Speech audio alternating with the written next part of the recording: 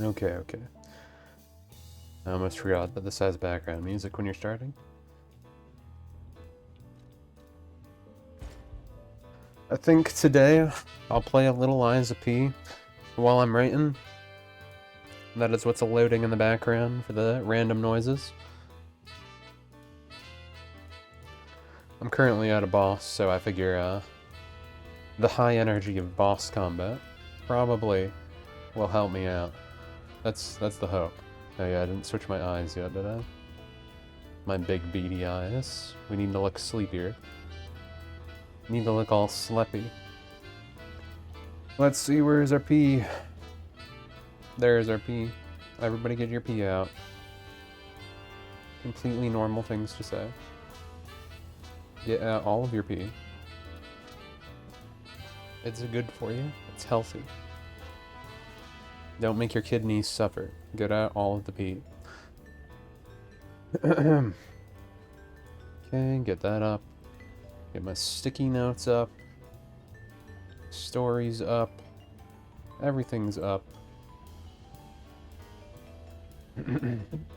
This actually uses a controller too. So I can actually throw up the weird wacky gamepad. Let me just there we go. I do like how it works, but I always find it funny that since the model is like the finger movements are correct, but it doesn't actually model the buttons. It just makes the fingers go through that. It's funny. I think you can replace it with your own model. Maybe. I don't really know. I think that's what some people do, at least. Do it for 2D avatars. I've seen that before. So they might just have them press random buttons. I don't know. Not sure. But we got writing. We got P. Pretty much everything you could want on a Thursday evening.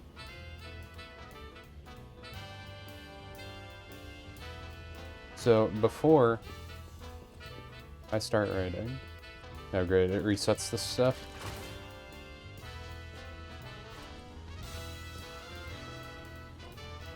I didn't know. Actually, it resets stuff, but I'm still hurt too.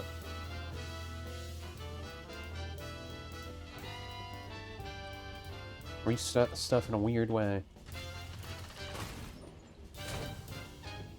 Okay, so yeah. I think we'll start with a quick battle. I haven't fought in anything yet. I think it'll help me get the blood flowing, you know? Let me put my Digimon to Betty by. Digimon's napping. I'm bapping. Let me remember the controls.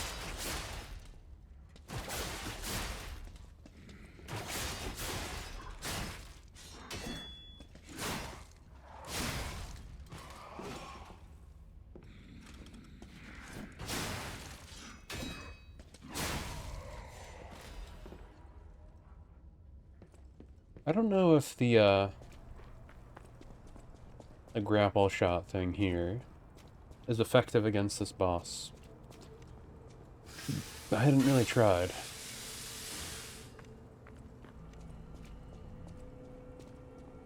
This guy isn't that hard, but he hits pretty strong. I haven't upped my my vitality or whatever very much, so I get killed pretty quick. But I like do okay damage to him, so I wouldn't say it's a hard battle.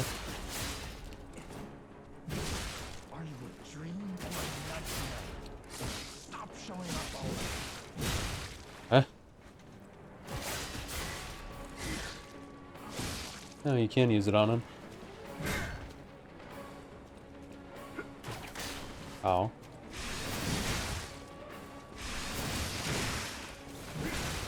Oh. Yeah. He just hits like a truck. And then I don't have like any movement.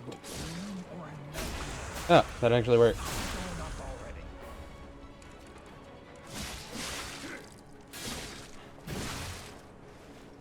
I always feel like I should be able to dodge him, but your dodge roll, like, does not have, like, any distance. I know he has a big sword, so maybe that's on purpose. It just feels like I don't have range.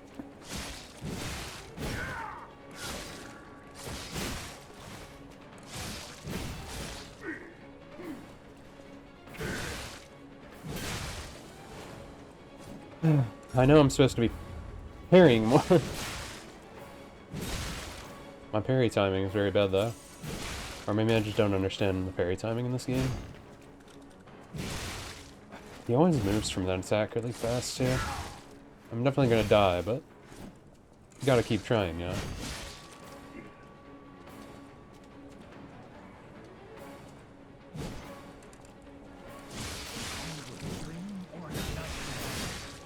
Stop showing up already.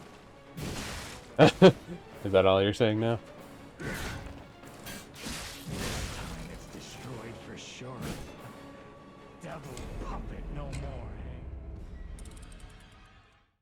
So yeah, that's what I've been dealing with so far. Like the character, this boss is not hard. Boss is not hard. I just either need to parry better or understand how to dodge better. Now that I know the puppet string works on him though, that makes a few things easier too. I could change weapon also, but I usually like big sword. Big sword weapon is usually fun. Actually, before I forget about it, let me just put my stream display up. Might as well throw it up.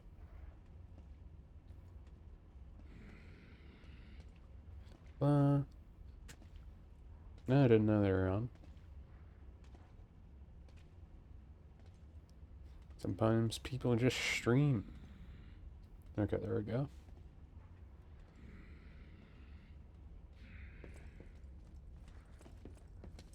I'm not even gonna bother. I just want to keep fighting this guy until I actually finish him up. Bridge puppets.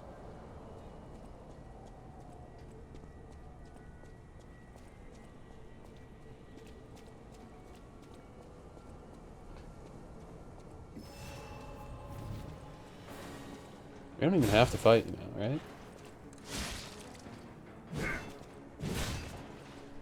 Cursed puppet! Back again!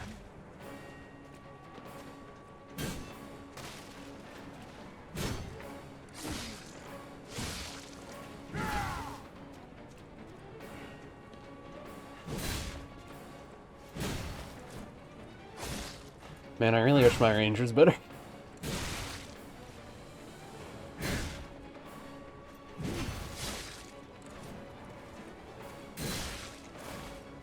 At least your range is good. I'll kill you both, then string you up on the bridge. It looks like someone already did that.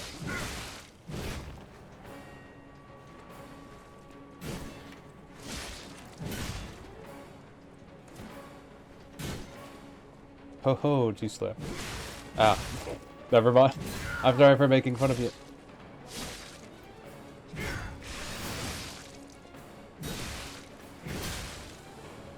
I'm starting to feel like just running away is better than hitting the dodge. Because, oh boy, does it feel bad.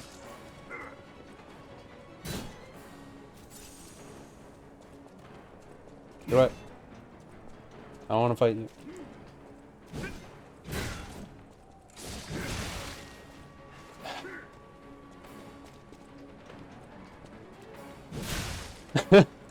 I was kind of curious what his AI would do. I'll kill you both, then string you up on the bridge. Kind of worked.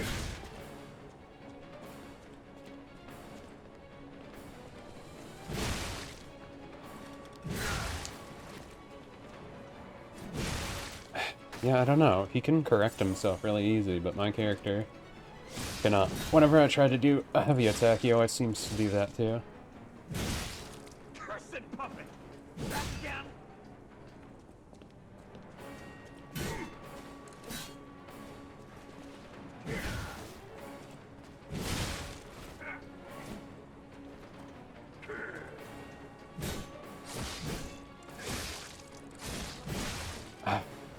He's got like super armor too. So even when I think I can get him, he doesn't get stunned.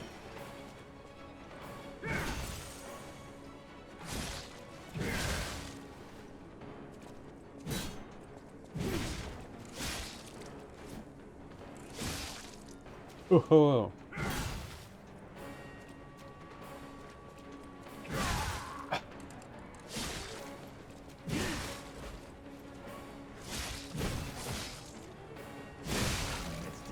Ah, I was so close. I did better than I thought I would. I'm getting there. I'm getting there. I think I figured out all of his combos. It's just I either need to parry them or, you know, not running into them. I feel like some of them are too fast, so if I'm doing the runaround thing, I can avoid 3 of his attacks pretty easily. But a few of his really fast techniques I can't really do anything about unless I parry them. Is what it seems like to me. I could puppet string it, but I only have so many of those.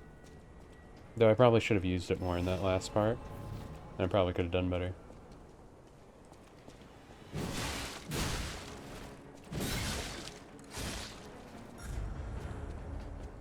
Oh wow, right away.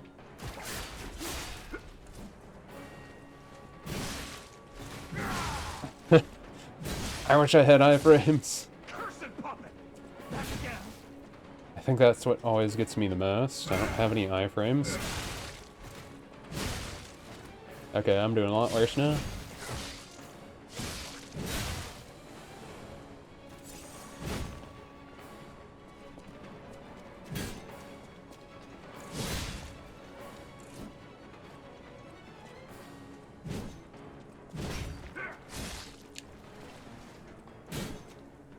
You want to, like, go for him when he's in an attack. Because usually you can't recover from it right away. Are you a dream or a nightmare? Stop showing up already. So far, this match has just been me and him trading.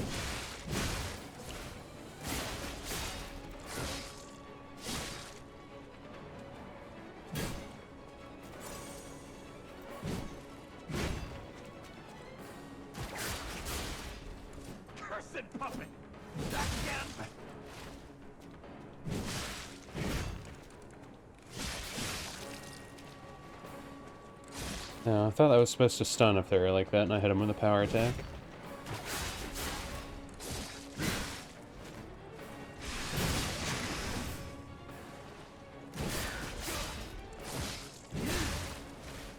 I'll kill you both and string you up on the bridge. Yes!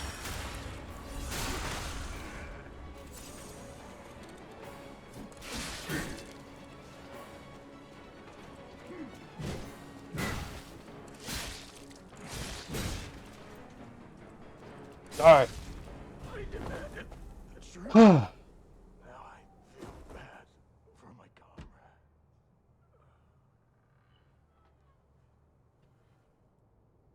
was a very weird thing to say, but translations might be stiff.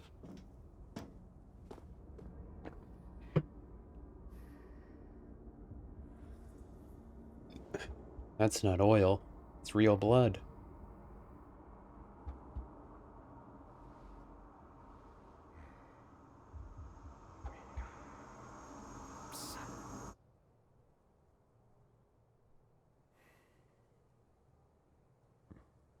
Finally, we meet, son. Dun dun. It's a dream come true. Seeing you like this. I understand why some people despise me. I invented the puppets after all. I should take responsibility as their maker. But in order for me to do that, I need to take care of the puppets at City Hall. Won't you help me, son? Take this. most useful.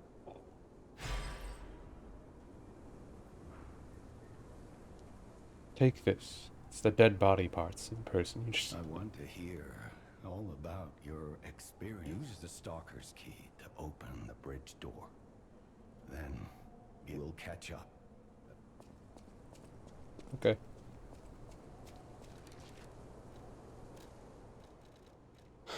So, let's see.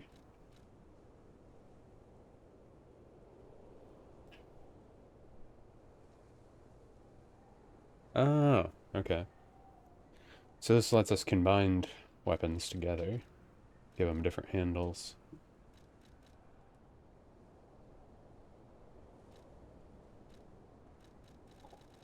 I wonder if there's only this many outfits and accessories. Is there not more than that? Or does it expand? Not sure.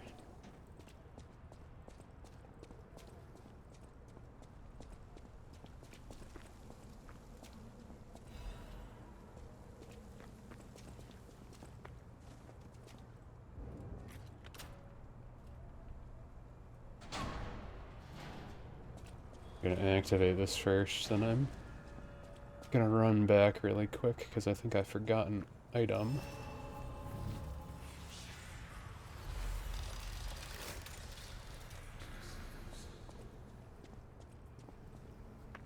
Real fake window. But yeah, there. Starting with a win. Always a good way to do your writing sessions, right? So yeah, I'm gonna go full writing mode in a sec here. So that may be a lot less interesting. Yeah, I did forget this. Yeah. Oh good, you can run into people.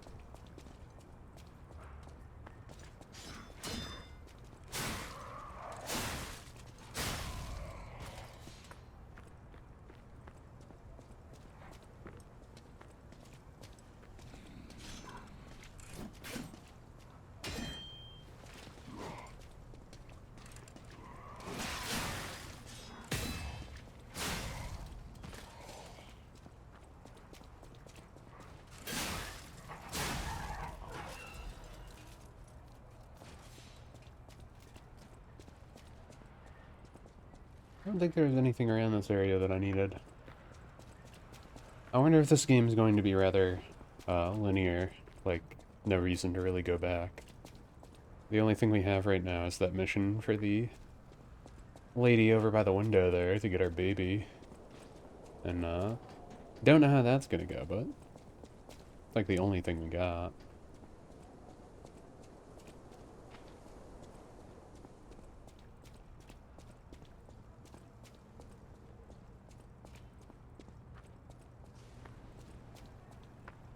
Oh, that seems fine either way. So, about that weapon assembly tool you were talking about. If you find it...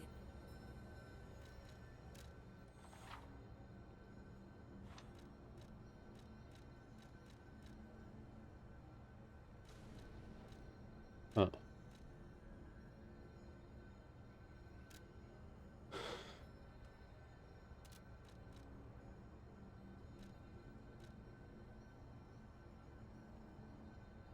Can disassemble, can disassemble, can disassemble. Link slash is not terrible. What does generate do?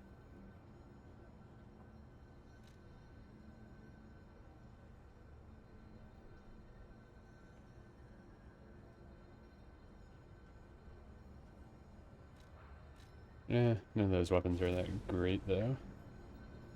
But something to keep in mind. Well, we'll stand in the corner, see if we die. But writing Word documents in our face. Blah blah blah. Let me throw back on music. What songs we got on here that I might want to throw on? I thought I had the other Xenoblade songs on here, because I know they don't get copyright claimed, but I don't see them. I think I'll just throw them onto this playlist. I like those songs. Sometimes you like some lyrical stuff now and again. Especially if it's Xenoblade music, right? Xena. Okay, so... Where we belong, a step away, one last see you. Beyond the sky, future awaits, drifting soul. I think the other ones were all instrumental, and I'm pretty sure I do have those. These should be all the lyrical ones, though. I believe. Let me just save that. And, let's see, what do I throw on? Yeah, why not one last you? So right now, in our story, let me get rid of that controller for a second. Turn this down just a little bit for right now. So right now in our story, we're just at the crux, where things are going to happen. Again, this is a pretty short one, so we should be able to actually jam through this pretty fast. Our moment of change is about to happen now. Let me just read our part 3 here. So, technically in the outline, we're supposed to be around here. You can hear stats being rolled for his new self as it progresses, along with physical stats, and later on, from bust size, height, how thick her butt is, etc. With every stat roll. And change some of the mocking remarks his friends about how female would be and that it is happening as well. With every new change, the player parties continue to mold and change, the PCs acting as his friends say. Another spell or potion is used to make more immediate and go along with the character with the chances as they progress. Chances? No, the outline is not spelled very well, but that's okay. I know what they mean. But that's where we are. So, we're gonna have a big old meaty paragraph in there, and then kind of just doll up the rest of the story in there. It shouldn't be too bad. It shouldn't be too bad. But I'm gonna turn the music back up. I'm gonna play one of these lyrical songs to start with, and I guess we'll have the explosions of Lies of P in the background to sate us. So enjoy that.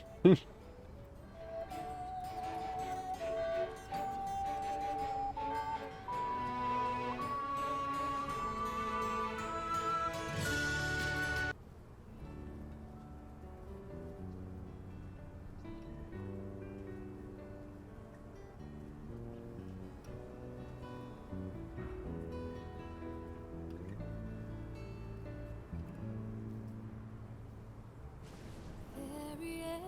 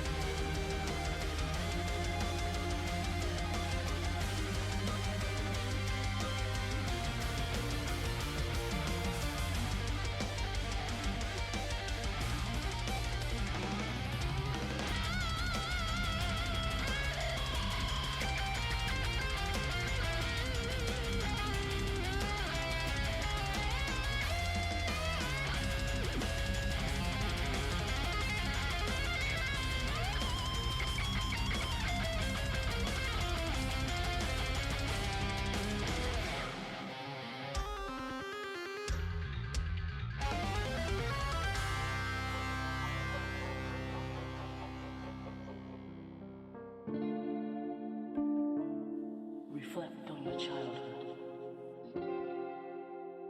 your sensations, your words,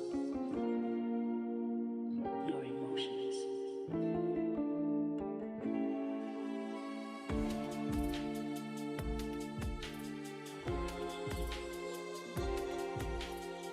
This is reality now.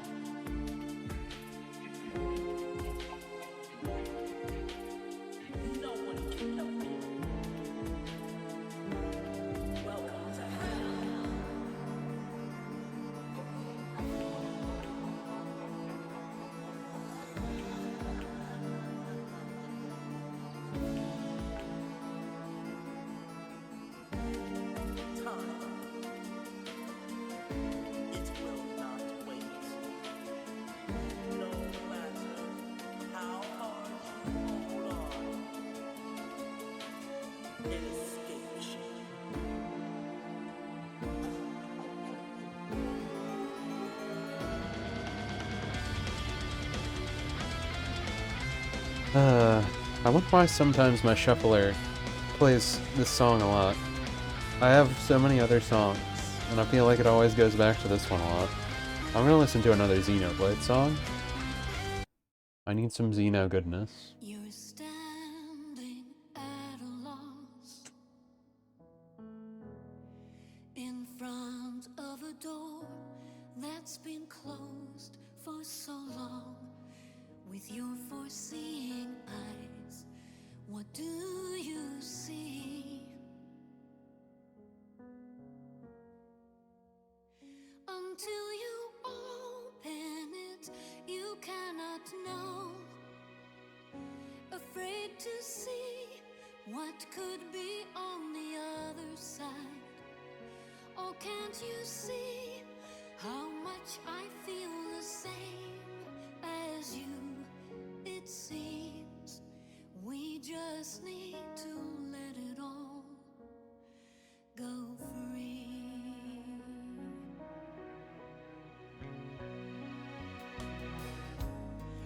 I've seen that look before, the stare of your fearful looking eyes, that quiet voice inside. What do you hear?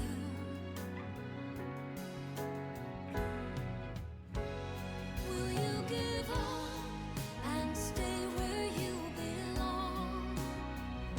Afraid your time, it just might take too long. And you won't know unless we keep on trying. Now we need the strength to carry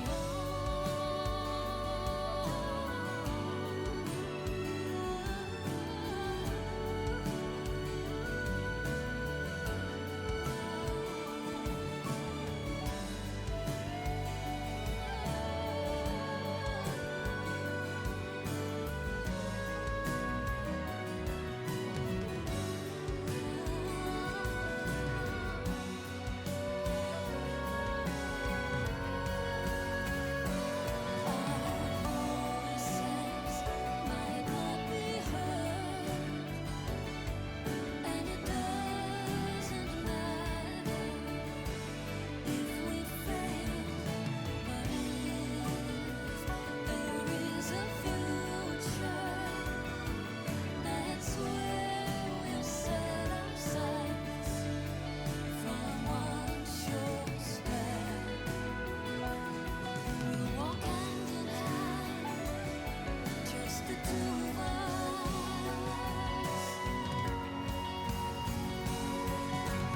If you feel you've got no guidance, I will always be here, right beside you. If you think you've lost your way,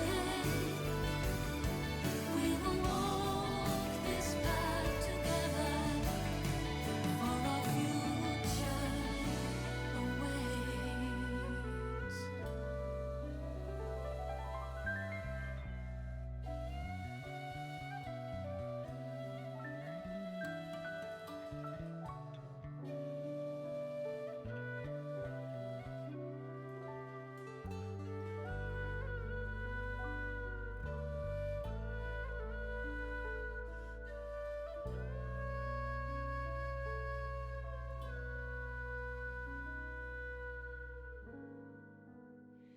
I see you by the door,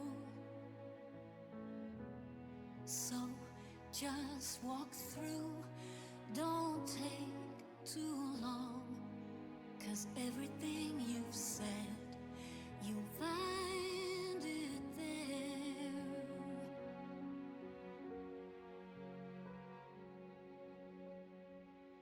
In our future.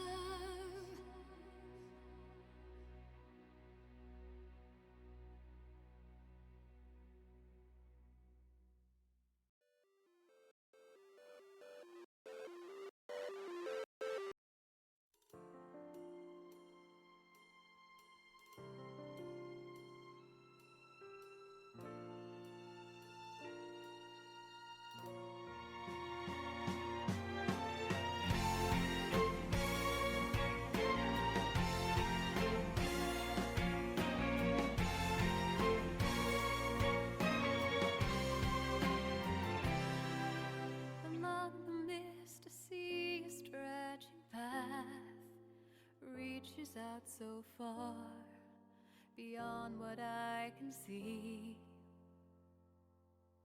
How far would I be walking till I reach the end of a path that's to be seen?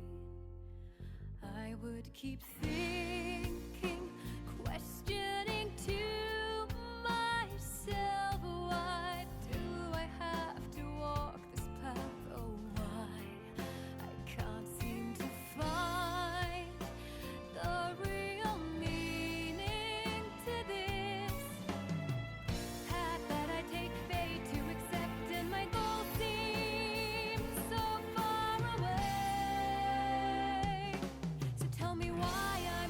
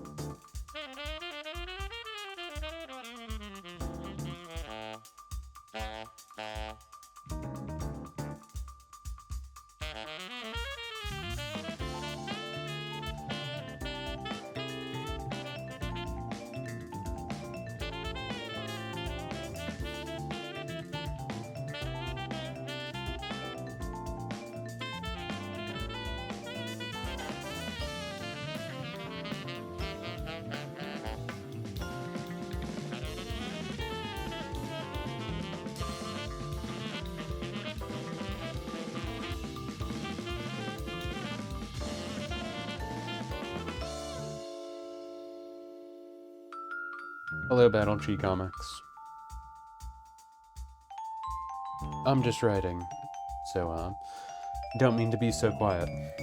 When I get into writing mode, I'm usually pretty quiet. But almost done with this rough draft. Just need 900 more words.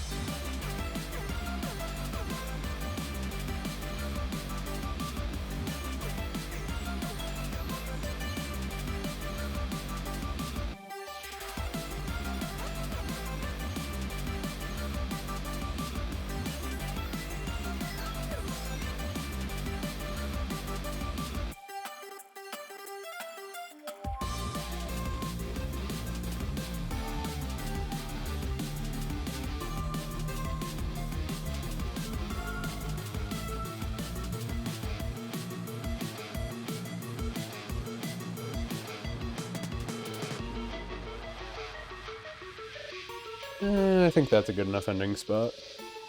We're at 4-7, but I think I'll just add some stuff to the transformation scene to make it a little longer. And I think we'll be good there. But for all purposes, the rough draft is now completed. So that's nice. Always good to get that out of the way.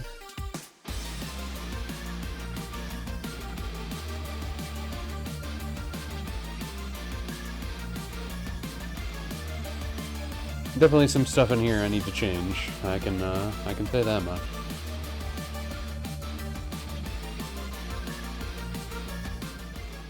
Let's lower that a little bit.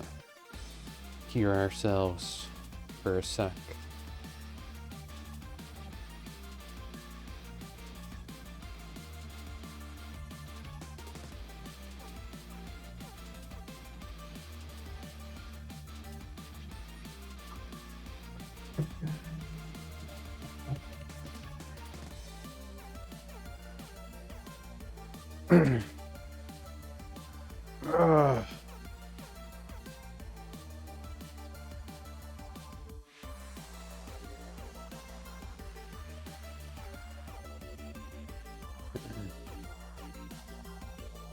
Ugh. Crack the neck, stretch out the body, do all the good stuffs.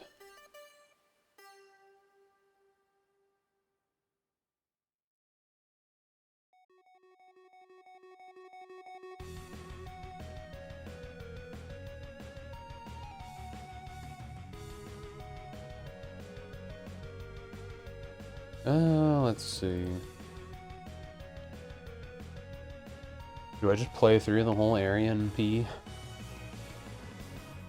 That's good out of context, right? I guess there doesn't need to be much context. I have the screen up behind the writing. It's not that big of a deal. There's just a lot of P here.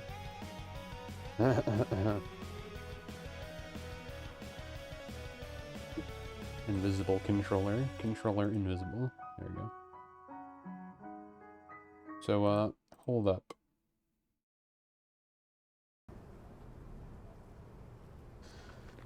So yeah, what do we got going on here? We got a shortcut that we can't open yet.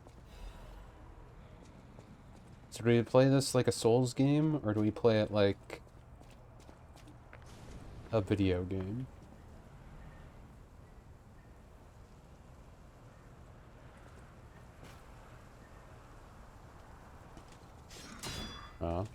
I guess now we have more of these guys around.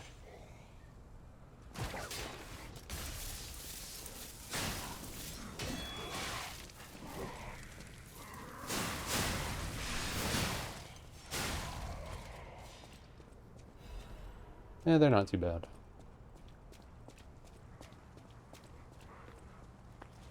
Doggo. Danger, doggo.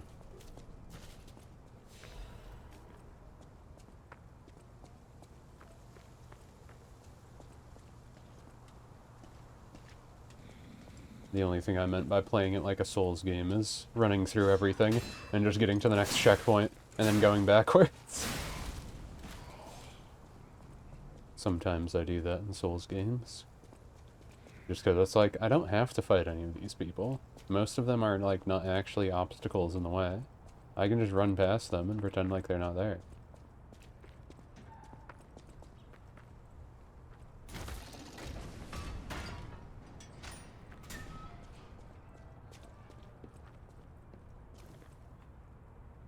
So is that the petrification disease? Like, does the disease make them make like biosources into these crystals for the puppets? Is that what the story of this is gonna be? Or does it not even matter?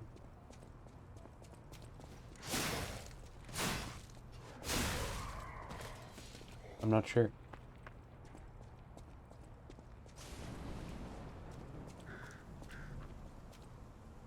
And there's a big fella over there.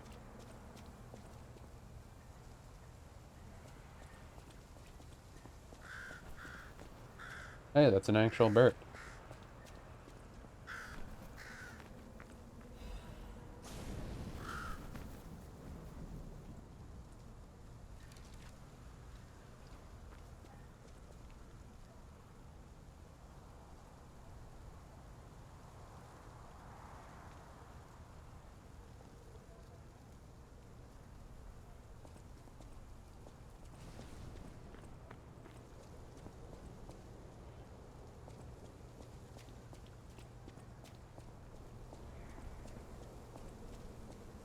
We can't say yes.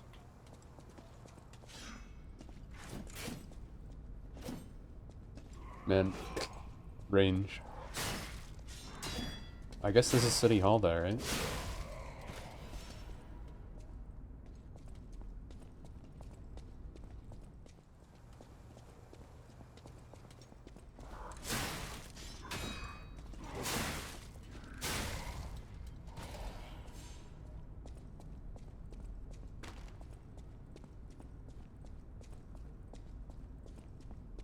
All things considered, the inside looks pretty, not destroyed. I'm used to so many of these places in, like, Souls games being all completely destroyed.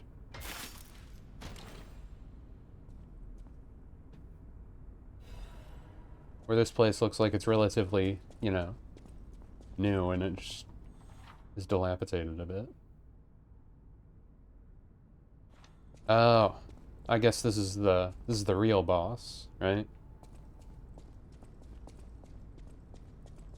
This isn't the fake baby boss. This is the big boy real boss.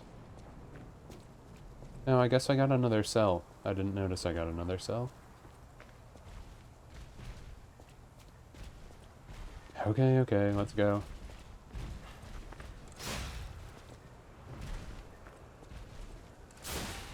Ah.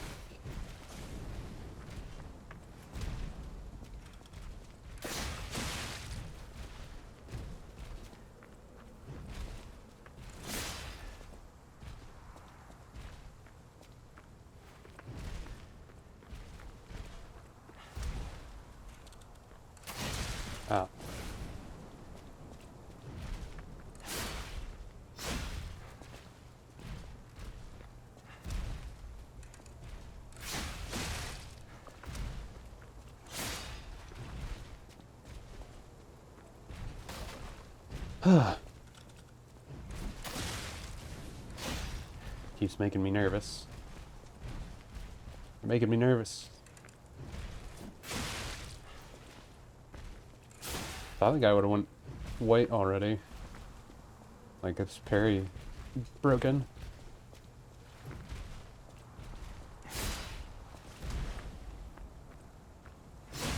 Oh, there it is.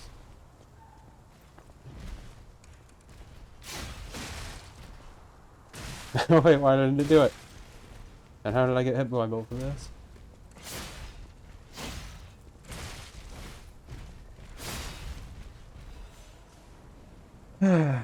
Just a star fragment. I wonder if that guy will reload. No. No survivors here. What do we do? Just give her that baby puppet?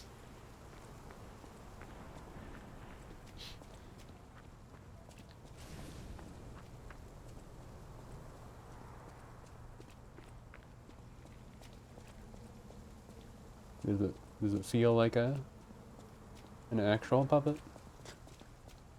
Or does it have like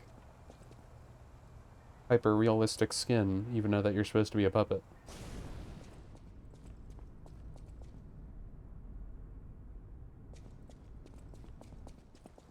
I wonder if it matters what order you do these in.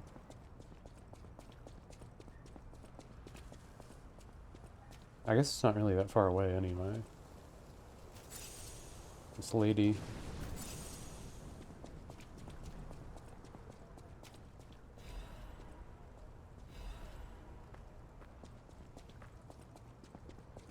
Keep getting a lot of those. Will I ever use them?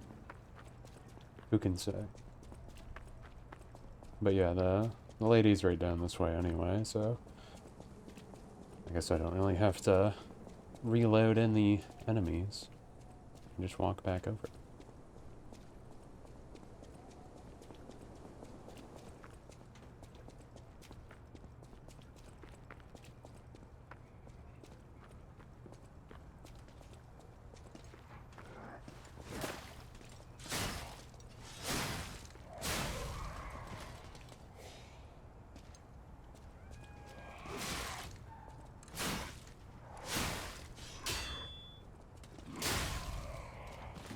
I bet.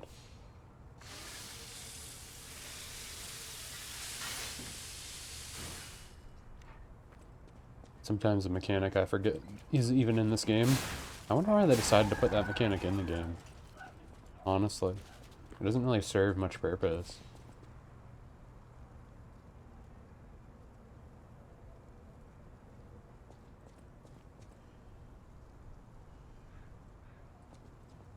Everyone is a patient or a lunatic. Don't speak to them.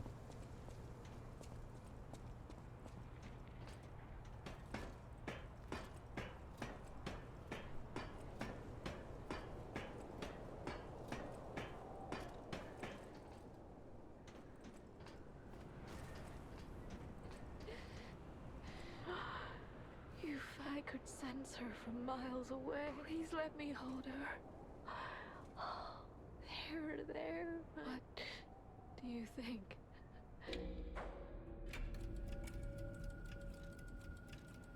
That's right, kind one.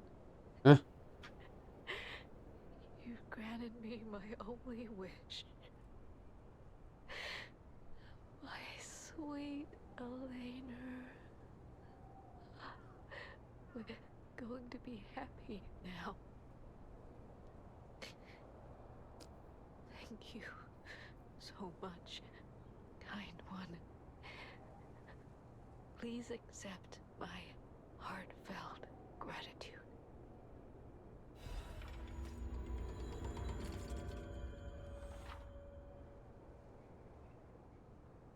Heal.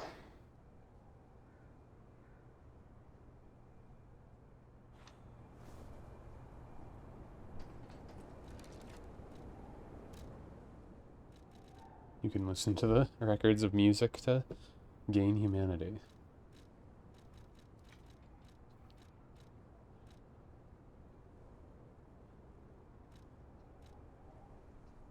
An amulet that can be equipped. Puppet. Crush. The puppet executioner didn't know the reason or significance, but carried this role.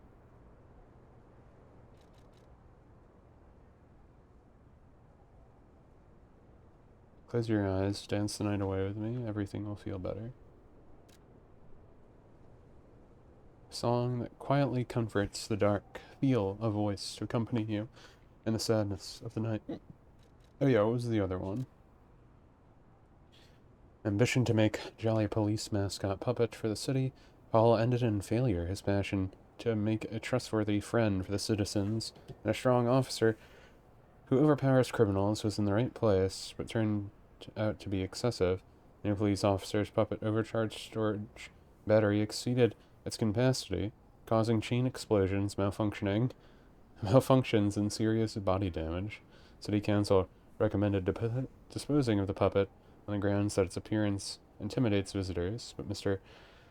Vinigana? Vinigina? I don't know. And the taxpayers protested, halting the council's ban in its tracks. The puppet still lies abandoned behind City Hall to this day while the lawsuit is going on. Interesting thing is, even when the puppet is unattended, it performs a number of its mascot roles, is especially popular with kids, and even appears to react and respond to playing children. However, it has led to more slum children entering City Hall, causing inconvenience to visitors. The City Council is considering exhibiting the puppet only occasionally as a means to restrict entry. Uh-oh, homeless kids, we better get them back onto the street, you know? Don't want homeless people around. It's always so silly. But we all know it's what would happen in any actual setting. So what can you say?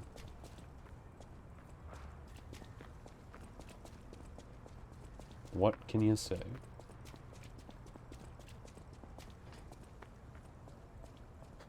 I don't know how this boss is gonna be, but I'm gonna give it a shot.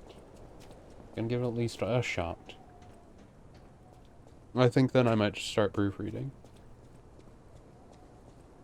What time is it anyway? It's time to leave. Gotta be up by like around 9 tomorrow. Not too bad. Not too bad.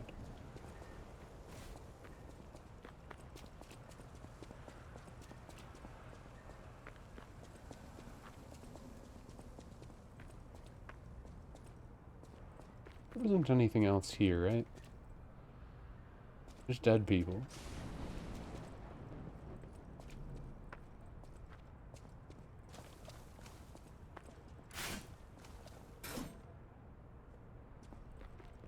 Yeah, I guess. I think it was just supposed to show you.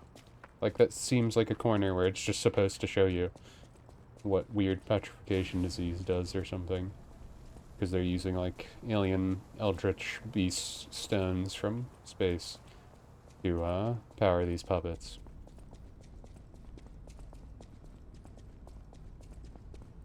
But, yeah. Let's, phone a friend.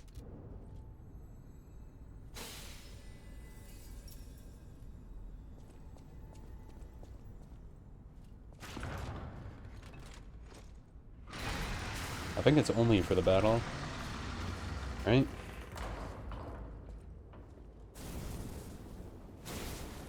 Charging up there.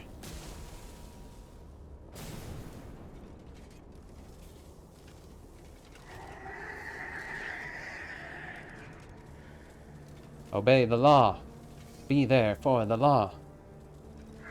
As the hall monitor.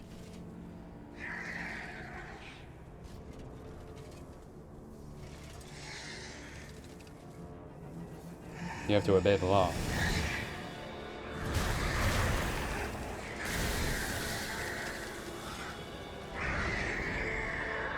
Does seem to be malfunctioning to a degree.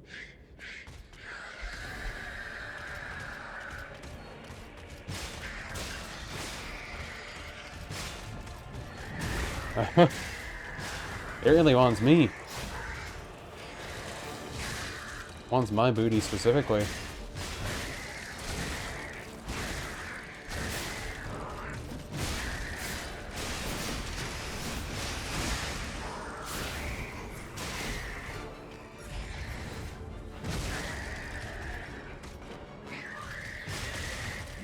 Oh no, you can't go under it.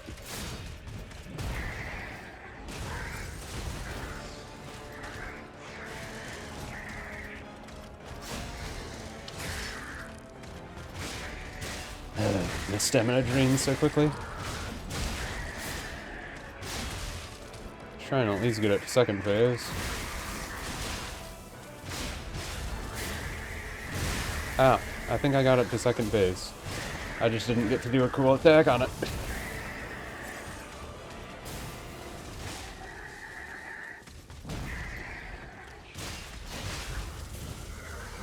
Ho ho.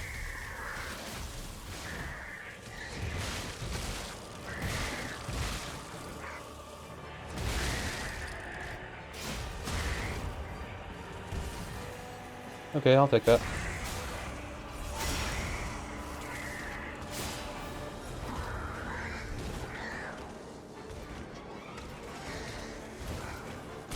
Ah! Might not win this. But we gave it a pretty good shot. I have so little stamina.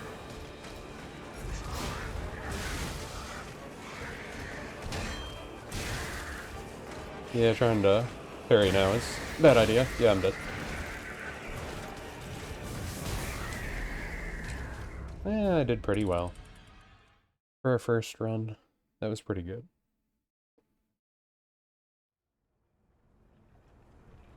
This is definitely a game where you want to Either get really good at parrying, or I guess have someone hit, and just hit and run. It seems like a lot of the big enemies are pretty easy to avoid if you just run away from them, though. They don't got much oomph. Yeah, so that one does respawn.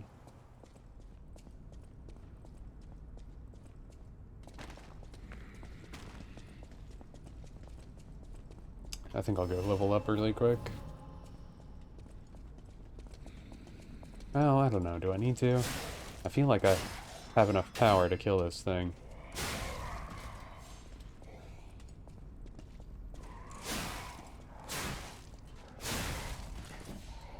It's not that bad.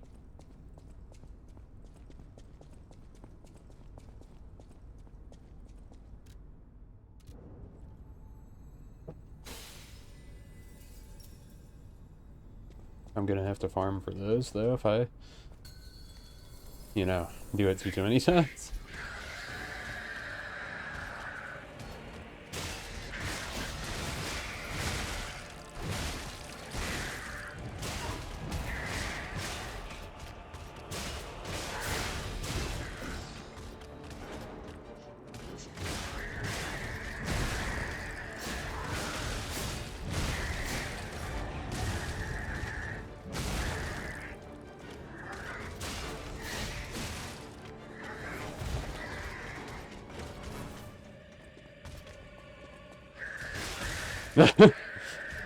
I'll do it as long as I need to.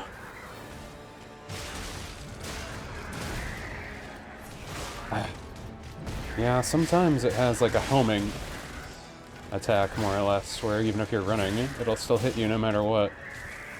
Which kinda sucks.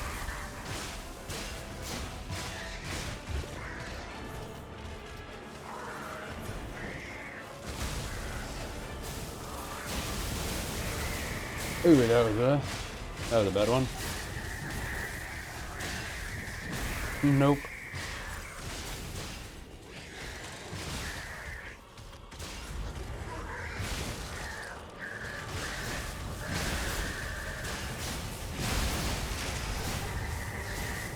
Oh.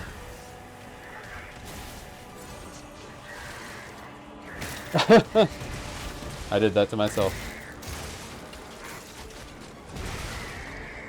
Did it to myself.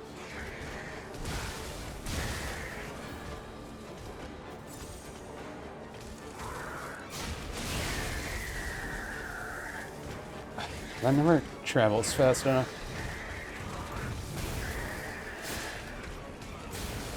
Ow. Really had an aftershock.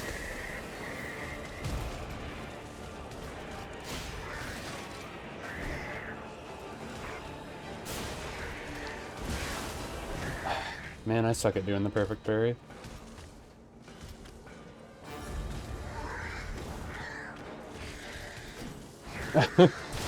Sometimes I'm good at dodging. Sometimes.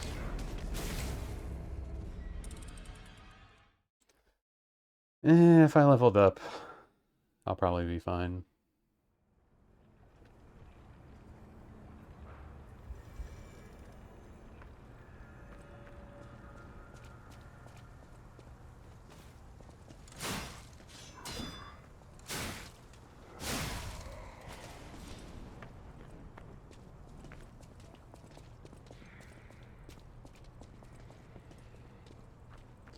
I was pretty consistent with my damage. I just need like that not even a quarter health to go away. Just need that to go away and we're good.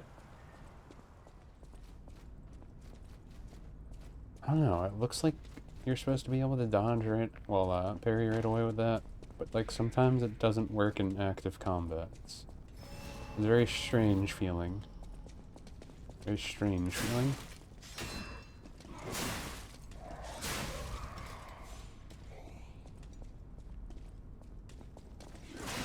Oh, come on.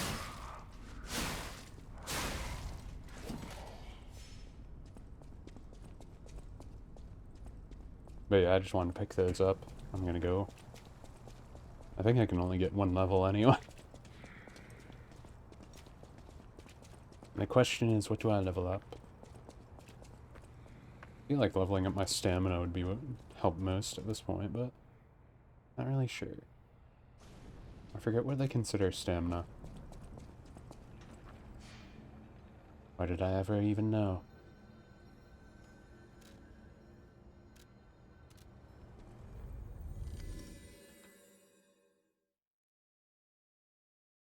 But progress is progress.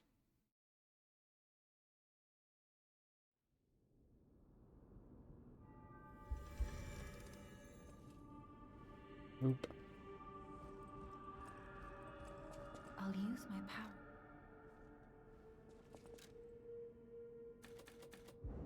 Huh, I can get 3.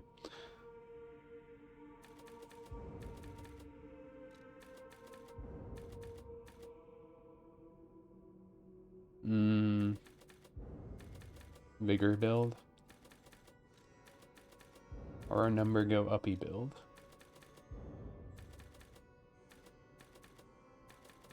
Number go uppy is pretty important.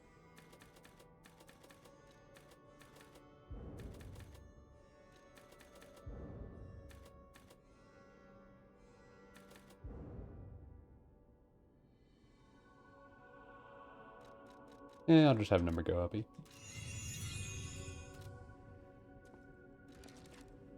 I forgot, I didn't put on this other amulet. Just increases damage to puppets, so... just even more damage.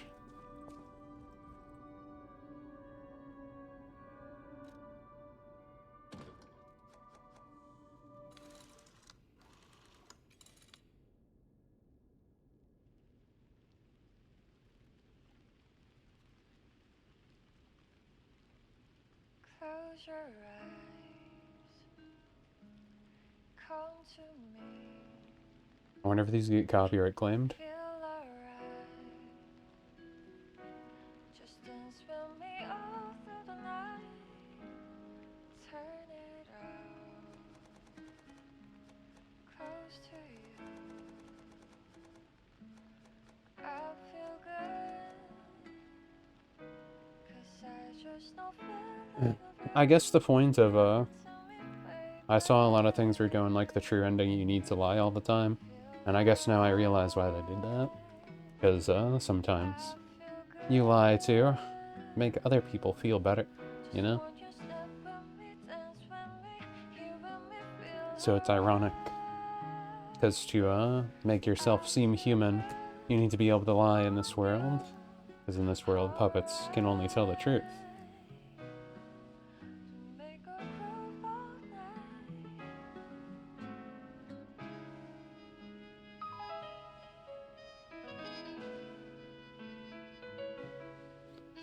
Give up your heart. No. Close your eyes. Come to me. Feel alright. Just dance with me all through the night. Turn it out. I don't know if you actually need to listen to the whole thing or not. Doesn't say anything. I feel good. 'Cause I just know feeling of you. Give it to me, baby.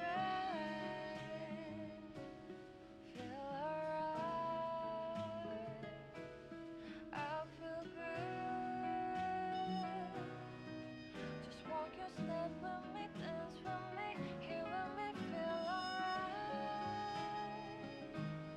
I feel good on you, alright.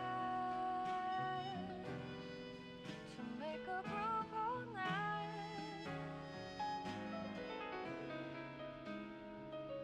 Work. It still has the blue thing. Does the blue thing just mean I got it? Or is that just like, you haven't felt the music yet?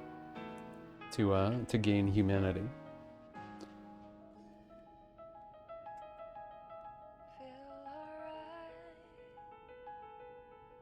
I feel good. Man, it's so weird that we figured out how to, like, record music onto a disc, isn't it? Feel alright.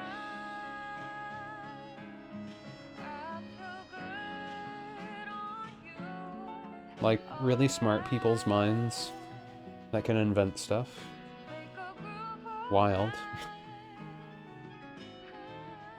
Like, even when I was spending time learning programming, it's just like, someone had to actually, like, program the programming language, though, to make a programming language. It's always weird to think about that stuff. When you're trying to give a puppet humanity, you have to think about your own humanity, and how the world has progressed. You don't gotta, but, you know.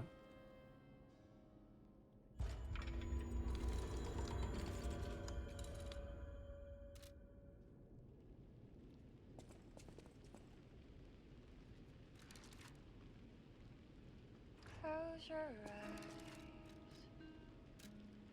Come to me. Feel alright. Oh, Don't spill me off. you're good.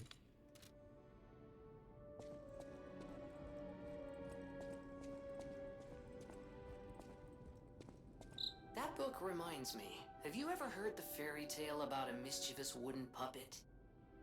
All of Epcot knows the story, all because of someone who loved that story more than anyone else. But this is strange. I do not recall. Who exactly was that someone?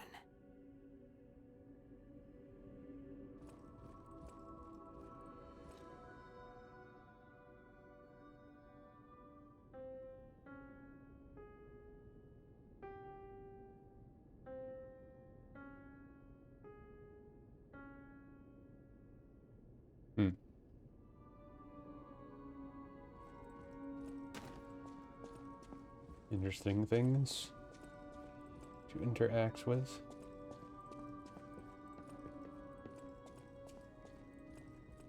People have no idea so many secrets are buried in Krat. Thanks for keeping me company. What do you... I see you're here. That means... You're lying. People on the out... People have... Thanks for keeping... I'm an old friend of Geppetto's. His son is like family to me. Make yourself at home. You're always welcome here at the hotel. If you have any questions, ask my butler, Polendina.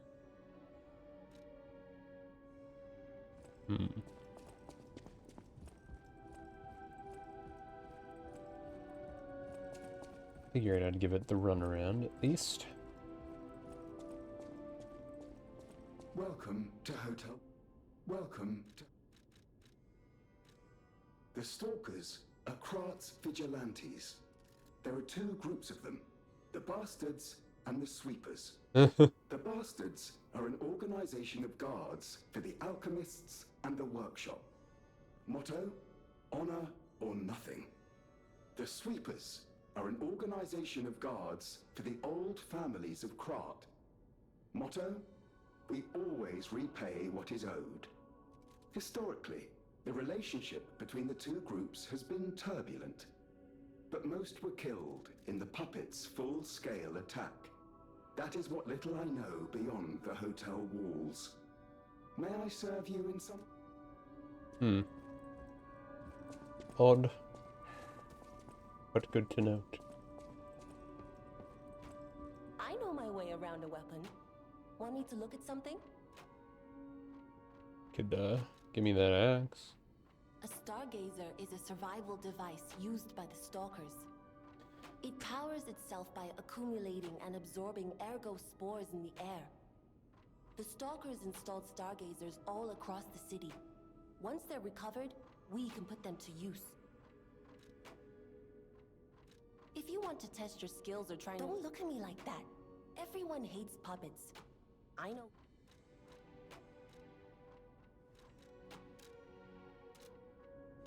Okay, so I can assemble those there too. She still has her weird cat stuff. I don't think anything else changed here.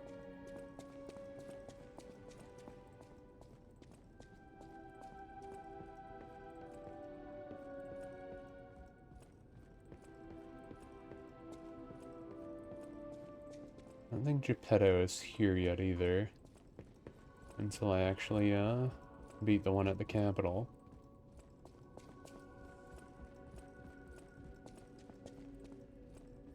I wonder why the hotel has defense systems.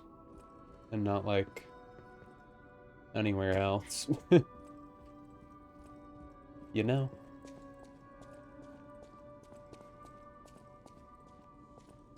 Maybe because the hotel is where Geppetto lives? Or is it where Sophia lives?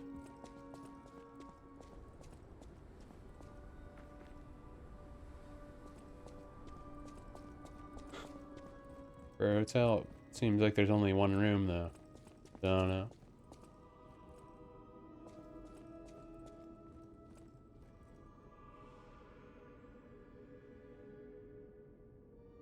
I'll use my power. In the folklore of Krat, a cricket often acts as a guide. That is why these automated models became popular. But Gemini is unique. He's more than just a guide. As you get more familiar with Gemini, you'll see what I mean. Ergo is the miracle that made Krat prosper. Without Ergo, there would be no automated puppets to make Krat wealthy.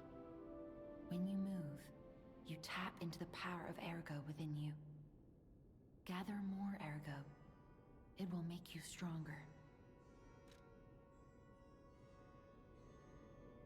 If you say, lady.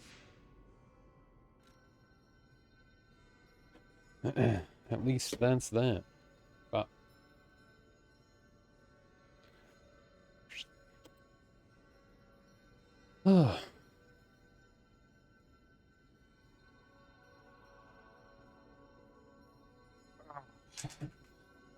stretch out the body, stretch out the mind.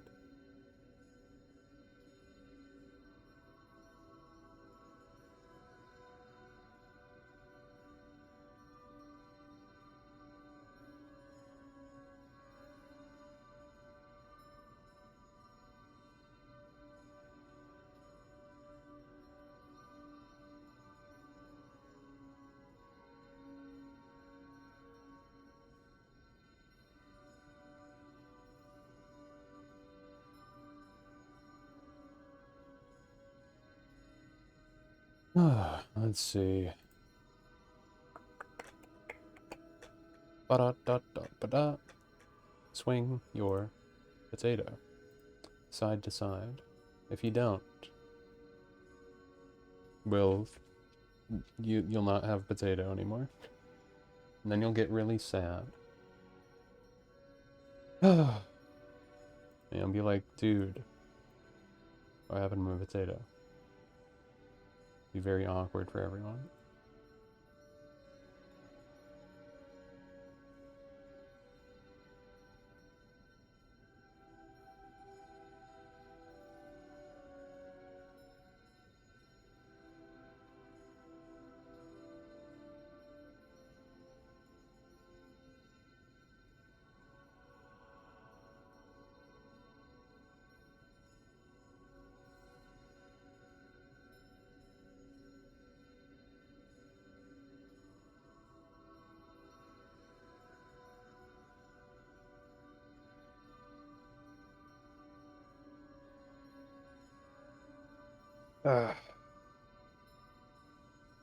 Oh, still, my shoulder blades are not feeling great. That's funny. Strange message that you get sometimes when you're doing things. I lost a cookie recipe that I liked a lot, and I don't know where it is. How am I supposed to make good cookies if I don't have my cookie recipe? I could reverse engineer it and just go off of memory and then write it down. I have several pictures with the ingredients in frame. I know most of the ingredients already, just off the top of my head. You know, it's just the amounts. Like, you need flour. I think it used baking soda, or did it use baking powder? That might be a problem. You need eggs, flour. Then I use brown sugar in it, so it makes it nice and soft. Because you like nice and soft. Then you use normal sugar also. There's vanilla in there. And then salt. And then it should be the baking powder or baking soda. Whichever or. Either or. The right one. And then you add your chips, you know. If you want chocolate chips, or butterscotch chips, or white chocolate chips, or dark chocolate chips, or whatever other chips they have. What other chips do they have? Is there other chips? I don't think there is, but there might be. There might be. There's probably like caramel chips also, I suppose. That's probably a thing. That sounds like a thing.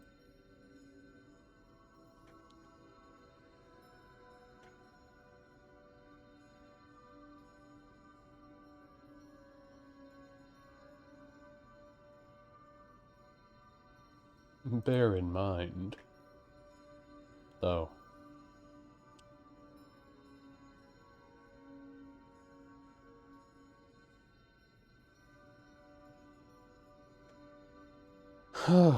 Let's see. Thinking first, do I want to change anything immediately in the story? I think most of it's pretty simple and clean. I don't think I have to worry too much. It's a very short story. That's pretty normal.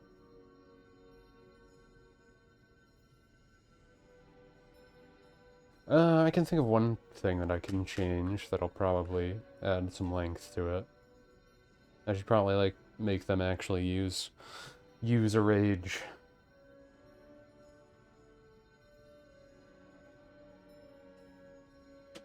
Yeah. I think I'll throw in something like that. And then do the slight mind control? Question mark? Ethical mind control? Maybe? No? Not very ethical if your mind's being controlled, right? I need another Xenoblade song.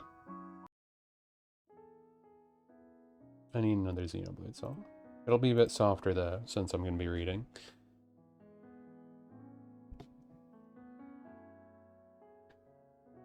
Okay, so let's grab Grammarly up here. It is a very short story, so we should be able to get through this pretty quickly. Not too worried about that. Okay. Man, this song is always good too.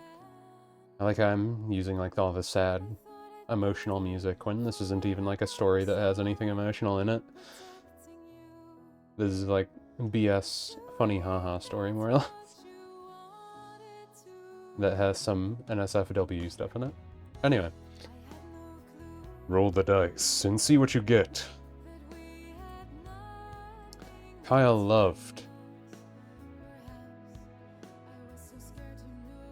Do I want to put it in present tense or past tense?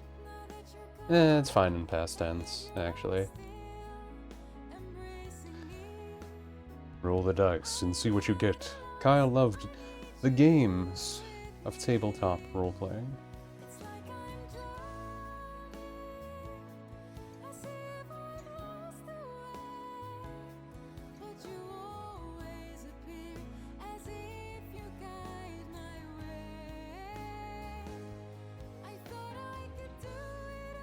I'll say Kyle loved the games in different tabletop. Kyle loved the different games in tabletop role-playing. Getting to throw dice and live out a fantasy with friends always ended up being a blast. Today was a day when those fantasies would come alive. Once again. The game table was set, and graph paper, map items, and tokens were ready to go. Dice trays, screens, sheets. Kyle had everything ready, and his friends were just about to arrive. He could only wonder what the dice would have in store for him today. Alright, here we go. Instead of knocking, Kyle's friend Jeff barges in through the doorway, like usual. He walks in and plops right down in his usual seat by the window. I don't need right there. Always that stuff. I always say to instead of at. I always say right when I don't need it there. I add emphasis where it doesn't need to be. Very often. But I guess it makes it easy to correct, right? Instead of knocking, Kyle's friend Jeff barges in through the doorway.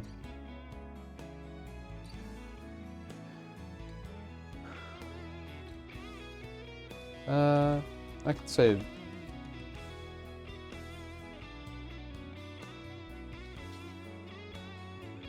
Kyle's friend Jeff barges through the doorway, like usual. He walks in and plops down in his seat by the window. The other two behind him also wander in.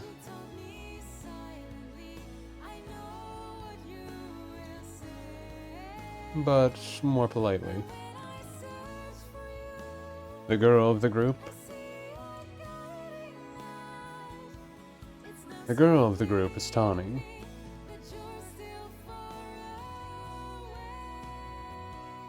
And the glasses-wearing chubby fellow is Tom.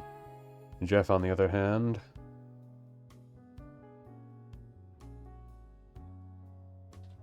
is rather muscular, but ironically, the nerdiest of the group. Even if he sounds a little rude at times, he always acts with a friendly energy. Jeff's character, Gorik, on the other hand, was more of a dopey bugbear. Acted nice, but had a drinking problem, yet was skilled being a stealthy archer. Always the stealthy archer, every time. Every time you try and play a new game of Skyrim, boom, stealthy archer. It just happens on accident, you know? You just stumble into it.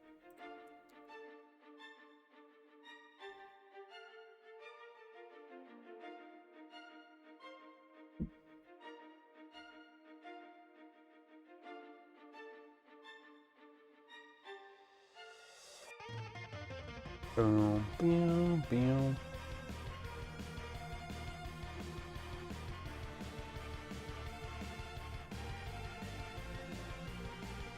Okay.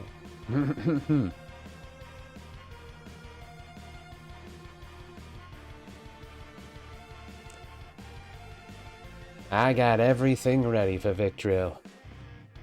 Tom takes his seat opposite Kyle and sets down his character sheet and notebook. I made sure to write down the ritual spells I have too.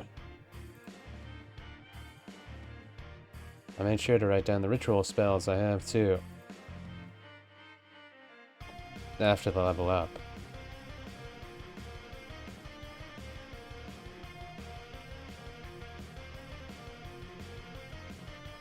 Yep, remembered. This time.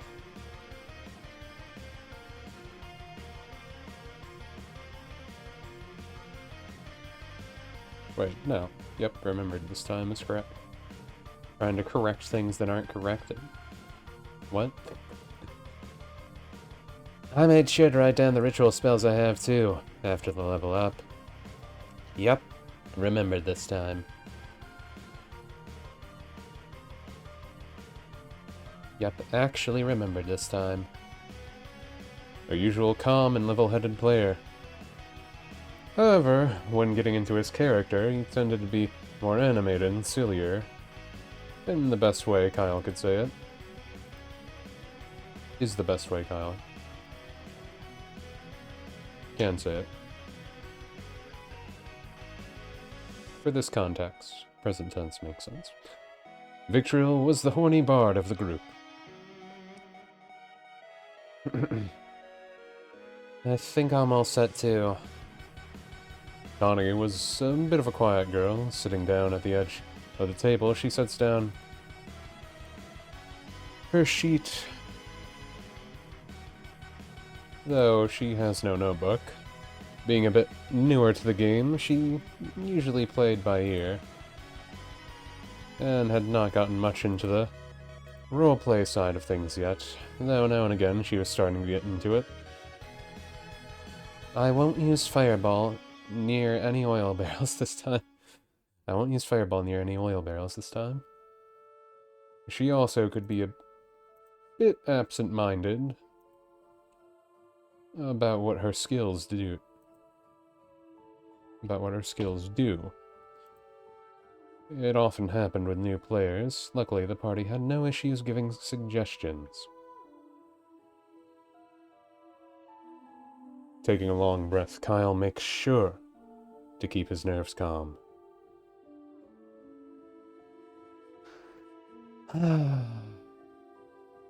He always got a bit jittery before a session started. Alright then, if everyone's ready we can start up. The group nods, eager to start up again. Opening his Game Master screen, Kyle opens up his notebook, browsing over his notes to look at the summary of the last session. Alright, so last time, the party found themselves in dire straits. The Count they had been helping turned out to be a vampire lord, and the book the party had given him was just another step in his evil plan. The party was ejected from the city and found themselves in a swamp, unsure what to do next and how to return. They wander, trying to figure out where they are, at least.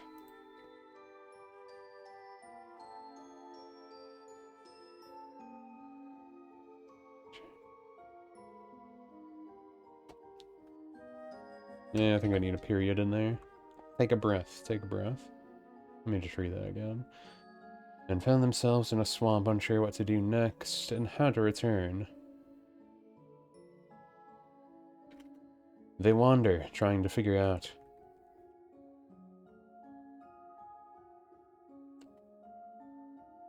They wander, trying to figure out where they are.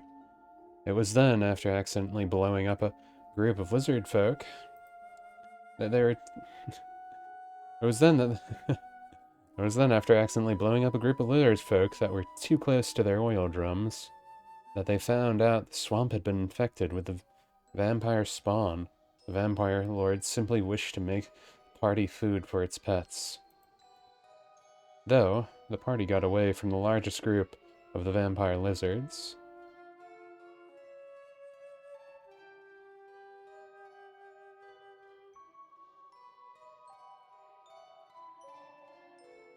They now find themselves wounded and running out of resources, with still no clear way of how to get home. So, Kyle looks between those around the table.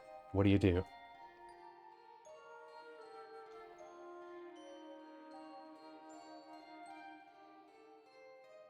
However, the party got away from the largest group of vampire lizards, and now find themselves... Okay, yeah. Those are good. Making sure the correction is proper correction.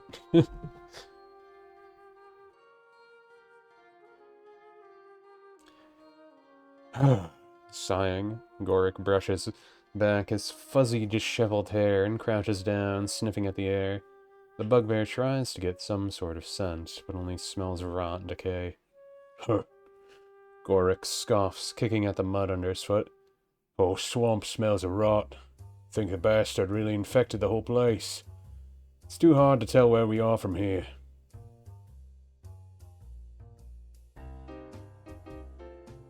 Victriol rubs at his chin. The half-elf carefully stepping over a few roots, making sure not to trip.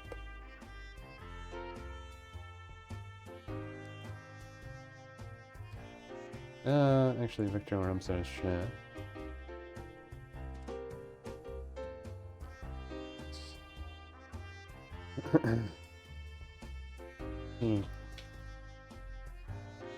Tripped.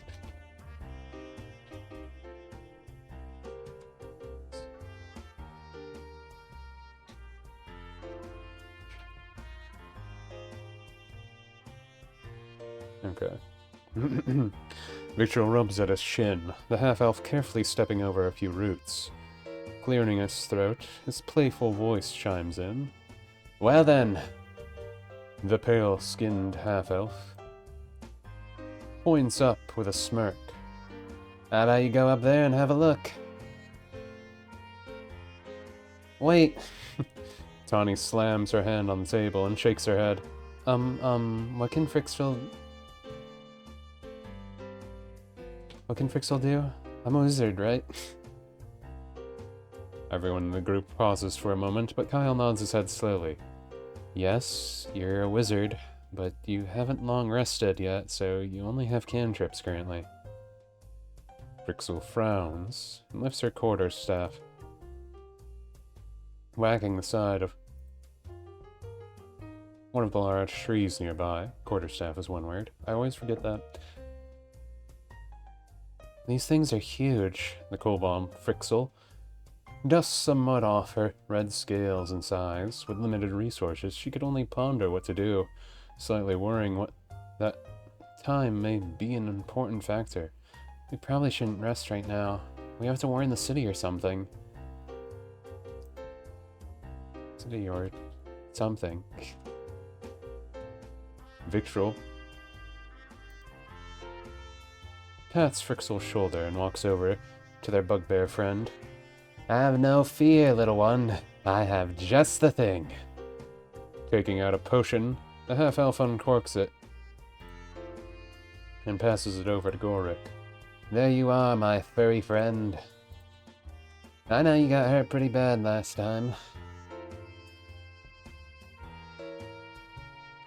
Drink that, then climb on up. You're better at that than both of us.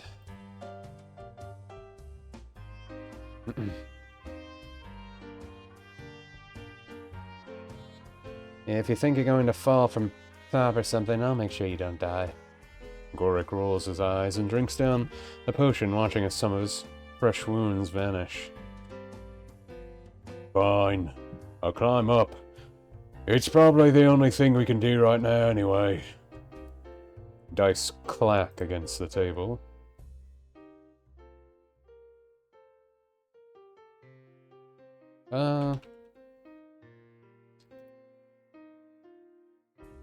A die.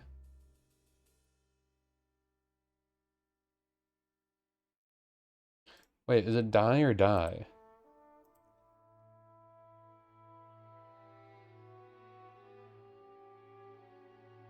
Yeah, die is the single.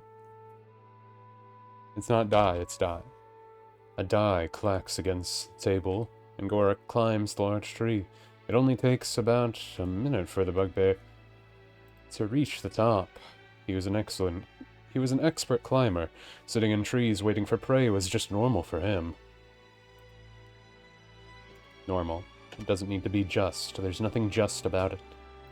Justice? What justice? Now, however, he had to figure out where he was. Huh. A smile creeps across his face, and he can see it. The city right over the horizon. Guys! I can see the city! We're not even that far! It would probably take them a day or maybe two at most walking to reach it. That is, if they are not attacked by more creatures. Climbing back down, Gorik stretches out his back and stands tall with new confidence. Well then, all we have to do is go. Gorik squints up at the sky. The tree line was hard to see through in the swamp, but his navigational skills still let him know the general direction. Should be southeast, it looks like. We never came out this way. City blocked the path a few months back. Can we even survive more those lizard things?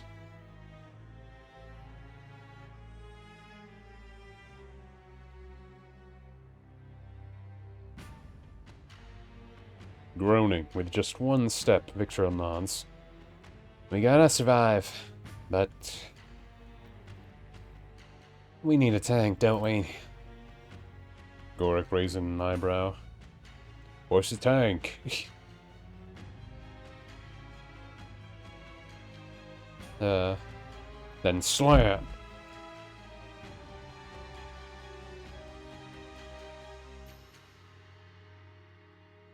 Tawny yelps, and Jeff sighs as Tom, I'll just say gasps. Tawny gasps, and Jeff sighs as Tom glares.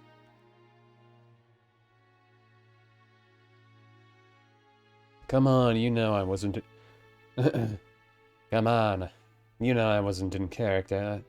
Just saying we need a tank. Jeff nods, leaning forward as he eyes the empty seat. Yeah, I mean, not my fault Dan ditched out. Scheduling conflict 3 weeks in a row. Little much, though. Rolling his eyes, Tom looks over at...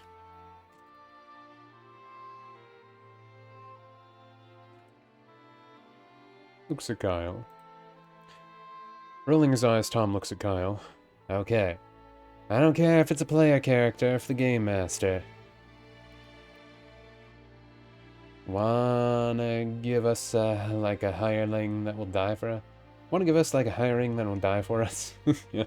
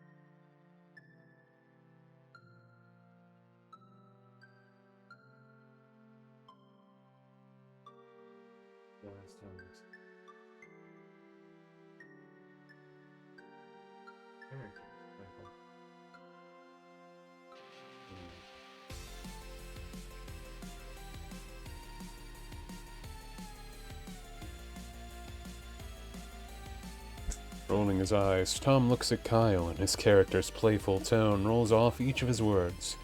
Okay, I don't care if it's a player character, if the game master. Want to give us like a hireling that will die for us? Kyle shakes his head.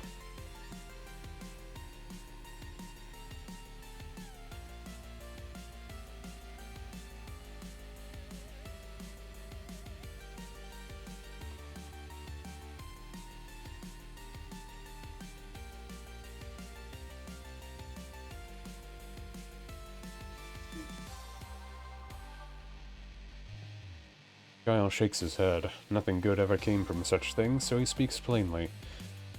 Come on, come on. You should have hired one before you handed in your book if you wanted to do that. Connie rolls her dice in her hands and shrugs. Not like we knew we were gonna get teleported miles away from the city. Kyle sighs at himself, looking down to his notes and then back at his players. Well, why don't you all decide what you're gonna do, what you're doing next. See what happens. Would you like to keep moving back toward town? Back toward the city? Want to rest? Thud. Kyle did not know what happened. Sorry, narrator voice. Kyle did not know what happened. Slowly but surely, the party begins to talk. But Kyle could not hear them. Their voices sounded distant somehow.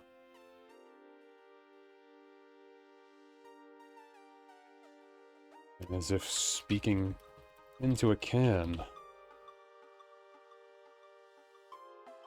He tries to speak up, but no words come to him. Gurgles of white noise then vanish. Nothing. Well, let's fucking go then. Kyle could hear Jeff's voice. However, he also felt pressure against his stomach. He was bouncing against something furry. Blinking a few times, he looks at the mud and the grass soon by his eyes. though a furry torso is also in front of him. Uh-huh? Groggy, Kyle rubs at his eyes. No way. Somehow, someway, he was not sure how, but a bugbear man was currently carrying him over its shoulder. It had a few pieces of leather armor on. A boy. A bow. Up. I didn't delete that much. No. Redo. Yeah, a boy on its back. I mean, technically there is a boy on its back. We want bow. A bow on its back. It looks a lot like how Jeff always described Gorik. You waking up, guy? There the voice was again. Gorik sets Kyle down, and the sound of wet mud echoes against his ear.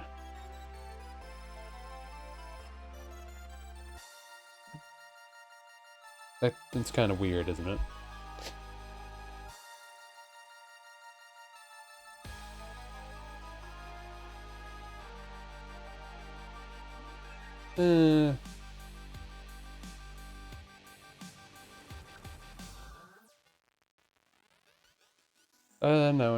No, it's fine. It's fine. And the sound of wet mud echoes against his ear. Two others come up from behind them, panting heavily. Their boots thick with mud. Vrixil, Victril. Glad you could make it. Don't think those guys would chase us this far. It was the characters. A kobold with red scales. A half-elf with those pointy ears and pale skin. And a bugbear. Gorik talks to the others casually, and listening to them each sounds just like the real-life players speaking. This can't be real. Did I just move that with my mind? No. New game dev. Voice acting. No. Did I just move that with my mind? Did I really just do that? No, you didn't. Just stop talking.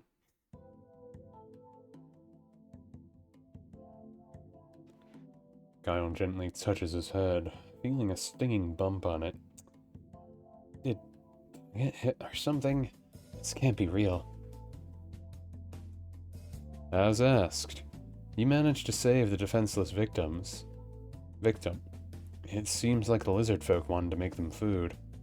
Vertigo fills Kyle's head. He wobbles in place, hearing his own voice echo, as if some godly voice from above.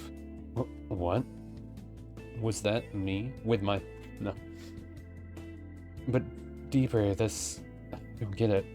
Am I up there or down here? The man appears confused, but is relatively healthy, though from your history check, you recall seeing the man's face within the city. A person thought dead for months now.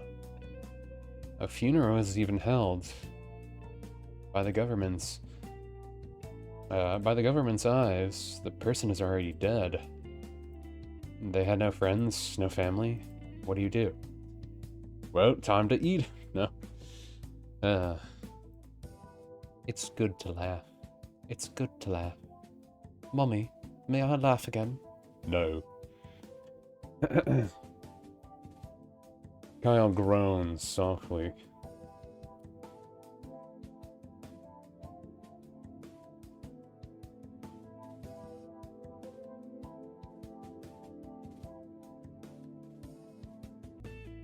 Kyle groans softly, hearing all the words. Wait, what? Funniest words ever conceived. Wait, followed by what? Greatest joke. Wait, what?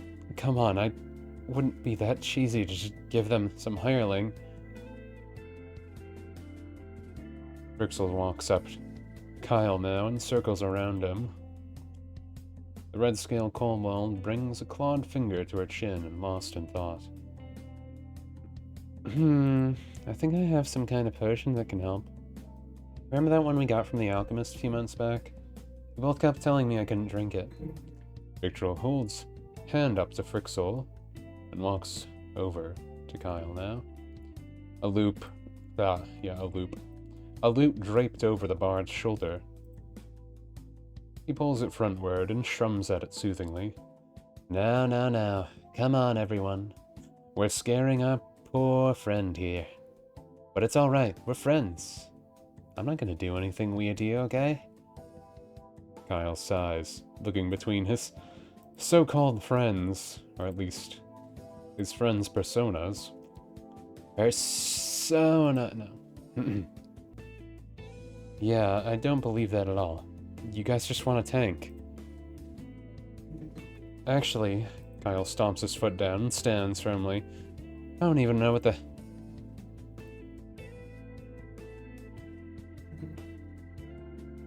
No, that's fine. It can be plural. What the hell's going on? Is this supposed to be like those comics about guys being thrown into a fantasy world? I'd rather have some overpowered ability and a group of girls chasing after me. I don't need this. Hello? God? Weird clone disembodied voice of myself? Can you get me out of here? Can I wake up now? Kyle hears dice rattle. Hears dice rattle off in the distance, but sees no dice around himself. The man believes your words. As far as he knows, you have no ill intentions. You're just heroes who saved him. Rolling his eyes, Kyle groans.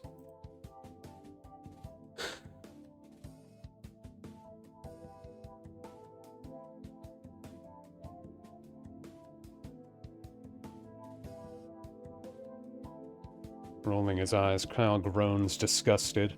Is this how this feels? Do I do this to my NPC?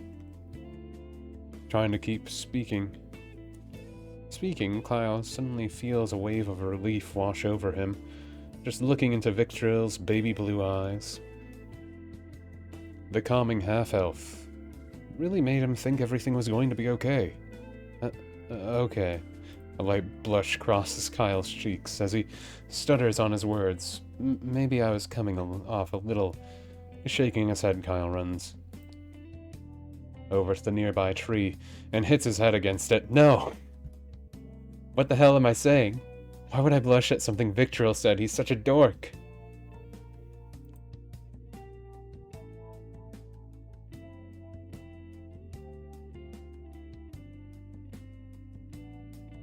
Whining under his breath, Kyle drags his fingers against his face. I hate this. This doesn't make sense. Pokemon, when it's a fight, not like this. No, it's a dream, right? That hurt, though. Did I actually come to a new world? Closing his eyes, he looks to the party, then back at himself. Maybe I could learn magic. If I just avoid the main party, I should be able to live like this is a real fantasy world, right? That wouldn't be that bad. Not having to work shitty 9 to 5. Get magic powers?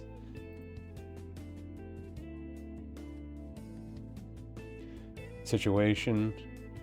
Kyle talks the situation up, hoping for something positive. Though, from experience so far, he knew he had to leave the party to get this fantasy. I never get to be a player, so I can go be one myself, somewhere far from here. It's my world anyway. Yeah, I know everything. I know what's gonna happen, too. Denial. Yeah. Desperate denial. So sad. So sad. So very sad.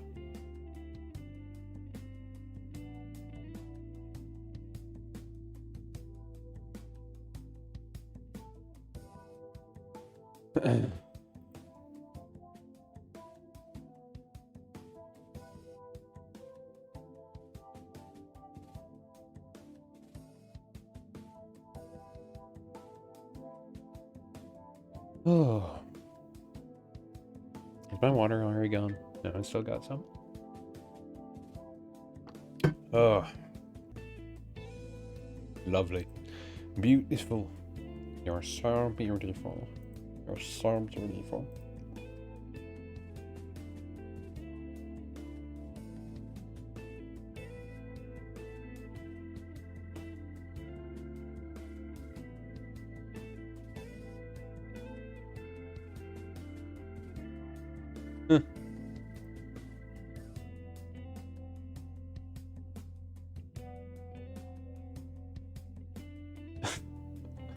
Why?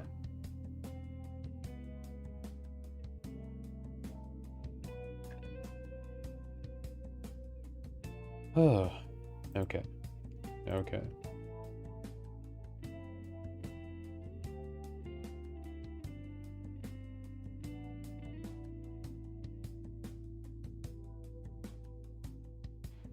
Always funny to say. Let's see. Despite Kyle's words, the rest of the party was not listening to any of his words. Like he was just some unimportant NPC, non-playable character. Normally, that may not matter, but Kyle was beginning to worry about such a fact since the party was currently talking about what to do with him. I got it. No, I got it. More concerned for Kyle, hearing a cheerful Frixel, the kobold, waddles herself over to Kyle and pulls out a glowing potion from her bag. It's the perfect time to use this. Here, drink it. Here, drink it. It'll make sure you don't die in the swamp.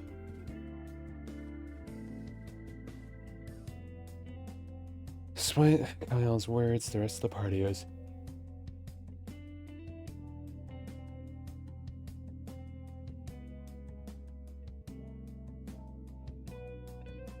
I can take that out. Despite Kyle's words, the rest of the party was still not listening, like he was just some important NPC. Yeah, that's fine. I can actually have Jess there too. There is justice this time. But true power, true courage comes from the heart, not from something vile like you. Anyway. Kyle groans at the situation. What person would willingly take a potion from someone and drink it? More so if the person was talking about life and death. Then dice roll sound. Of course I'll drink. Kyle snatches up the potion and greedily chugs the content, till not even a drop is left.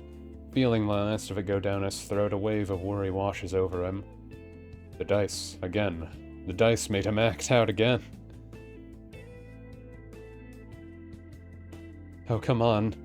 Grabbing hold of Frixel's shoulders, Kyle the small kobold a few shakes. What are you trying to do to me? Yeah. What are you trying to do to me? More or less that. The voice from above speaks once again, though this time Kyle could not hear it well. Was he just becoming part of this world? The rest of the party grins at each other with knowing smiles. They clearly knew what was going on. Roll the stat block. The words were fuzzy, but he could hear them.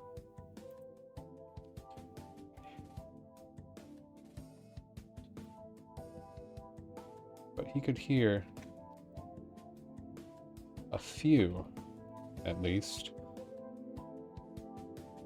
The rest were gargled. No one had died. Why would the party need to roll stats? A chest pain nags at Kyle, making him reel back from Frixel. Damn it, what is this? Trying to catch his breath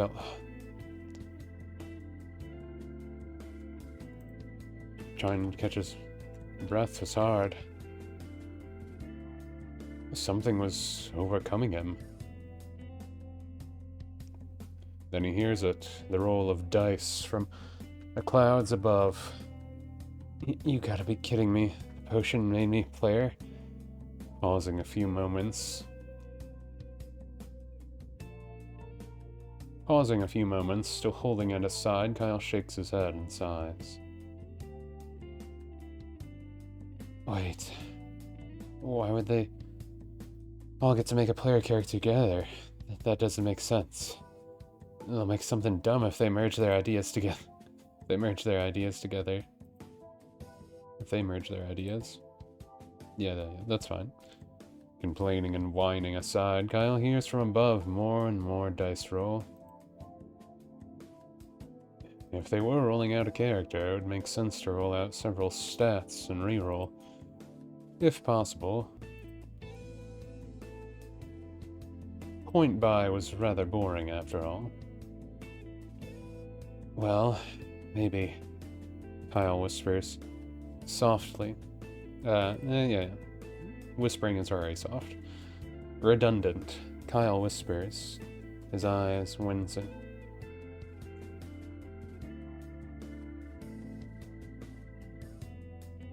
Well, maybe, Kyle whispers, his eyes wincing as he looks at his arms gain a bit of bulk.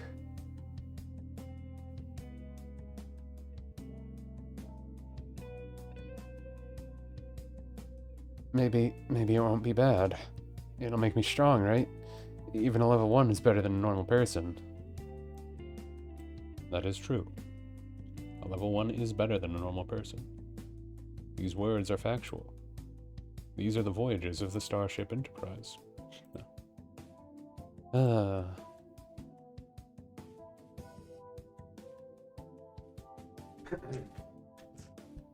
So I might go through and proofread and edit a whole bunch of old stories that I never even, like, did on stream. Stories from, like, right when I finished college. How far back would it be? Like 2017 and up? When did I start streaming stories? I want to say I started streaming stories by 2019, but I'm not sure. I did not for a while, at the very least. But yeah, I might go back and proofread all of those.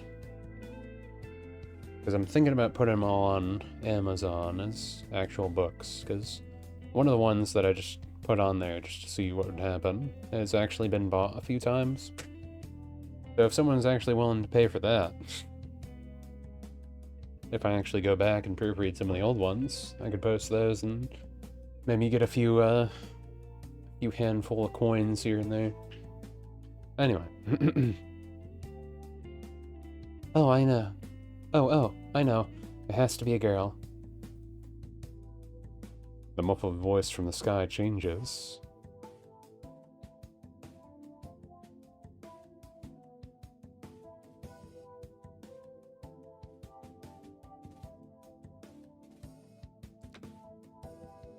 Was that of a girl's? Was that of a girl?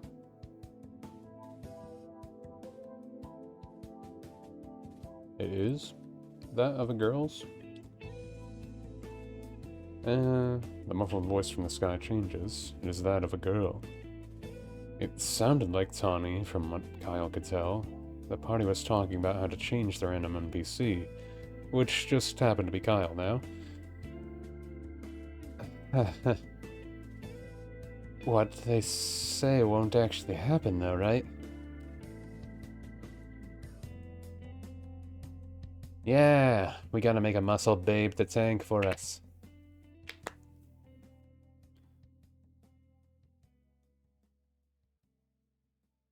Comma. Oh. Only a few more pages left. The story really is fast. It's just weird coming off, like, a story that I had, like, 20,000 words on. And now this is a 5,000 word story. I'm just like, yeah, I'm already almost done. I can post it in, like, probably, like, 30 minutes or so. Give or take. Give or take. I don't know how long I'm actually gonna take to read. I don't usually time myself when I read these, so I'm not actually sure how long I take. Anyway. Tom's comment did not exactly reassure Kyle. Redundant words. Though, looking over his body, he could tell his arms were stronger. Then is already comparative. than minutes before.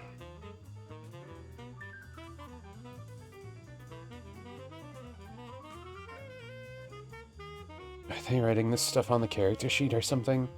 Can I even do... Wincing his eyes shut, Kyle feels something new washing over his body. It was muscle tension. It was muscle tension. Relaxing. And then tightening. It felt soothing, it had a pain to it. The feel then converges to one spot. Kyle's crotch.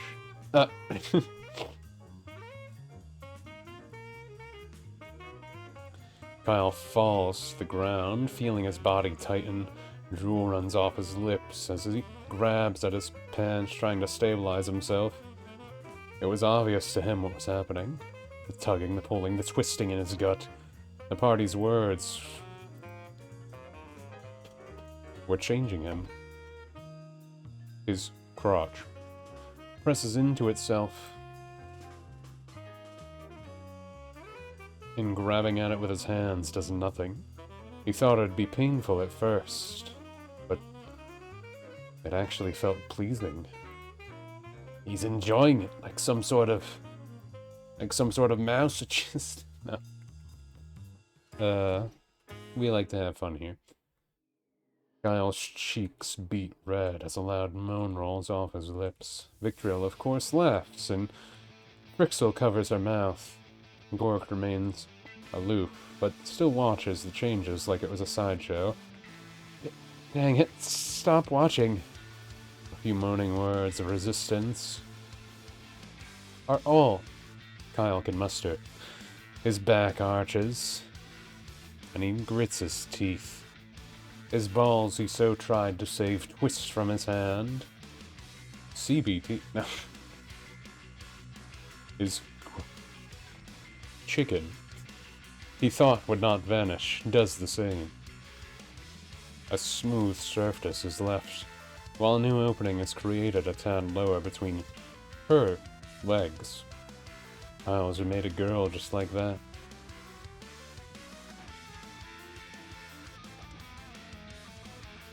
She coughs up some spit and brushes her hand along her thigh, feeling her body tingle at the touch. Did it have to feel so pleasing? Yeah, we need to excite the audience. It sells the stories. Pressing her finger against her pants, she could feel it, the sensitive puff.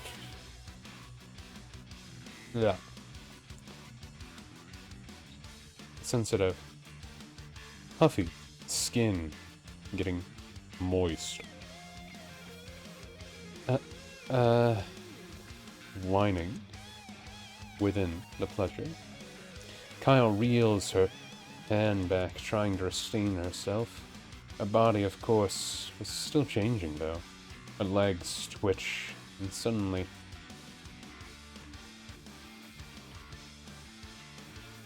Her legs twitch and suddenly lengthen. Her arms flex and grow bulkier, becoming defined and chiseled like stone. Rolling to her side, Kyle watches as her thighs grow.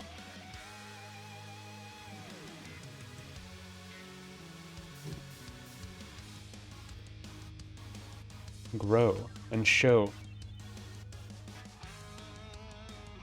ever greater muscle. Forget watermelon, she could crush a cinder block between her thighs was how it felt. Within the pleasure, there was power, for sure. You gotta add that in there, right? Like, you're not weak. You got some power. Powerful legs there.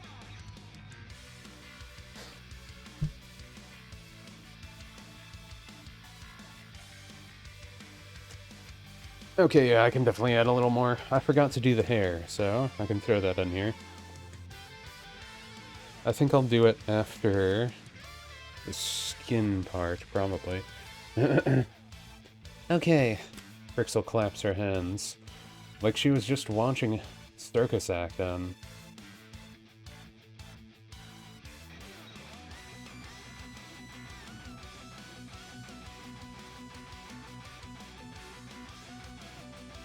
Frixel claps her hands,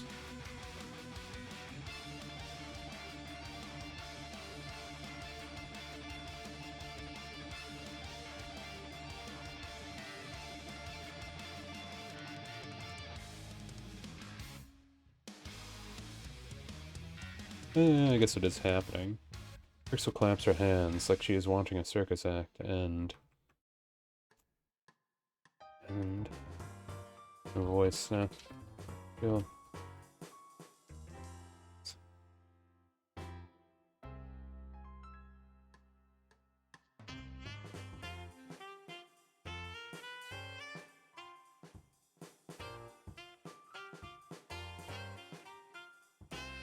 Okay.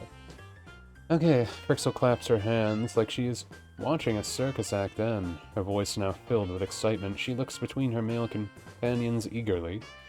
I think that means we can change her up now. What are we thinking? Gorek, you want to add anything? She could have some more color and that muscle. She'd have to have a good chest. That one's pretty flat. Of course, Jeff's words would be what added even more. Kyle attempts to stand, but her body still tingles in response. Come on, stop adding things. Her voice gets a tad higher. With her whine, yet still holds a deepness. She sounded like some cliché warrior woman with a heart of gold you would see in video games. Her voice was not all that changed, though, as Jeff had requested.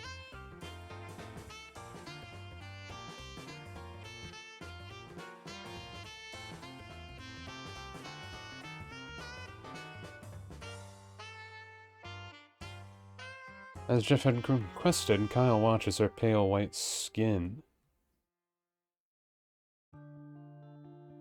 No. No.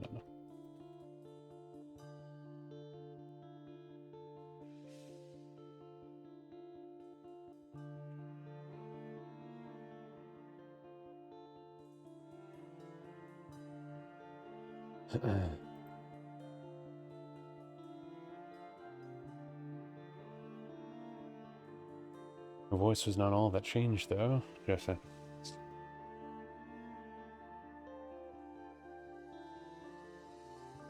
Her voice was not all that changed, though. Jeff had requested it. So it happened.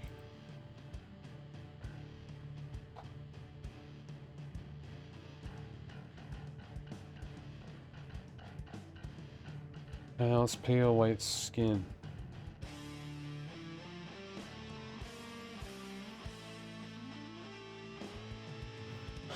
Kyle's pale white skin begins to discolor. A shiny hazel skin greets Kyle and it crawls across her body, erasing that pasty white in a matter of seconds. I didn't use he accidentally, did I? I don't think I did. No. It's fine. The burden of change had not been lifted yet, though. Kyle's body lurches forward, her knees digging against the dirt as a pair of shapely bros push from her chest and fall against her loose shirt, almost ripping it. Oh! Gorek chuckles from behind Kyle and walks right up behind her. Almost forgot. Slap. With a slap against the ass, Kyle feels another pull now at her backside. She teeters back, watching her toned and lifted butt inflate with an extra helping of gluten. That's a good way to put it, right? Kyle's eyes wince. And finally, she feels some sense of calm. A chance to catch her breath. Her clothes are being ripped from her muscle-toned body. She was too tall, too built to wear what she had.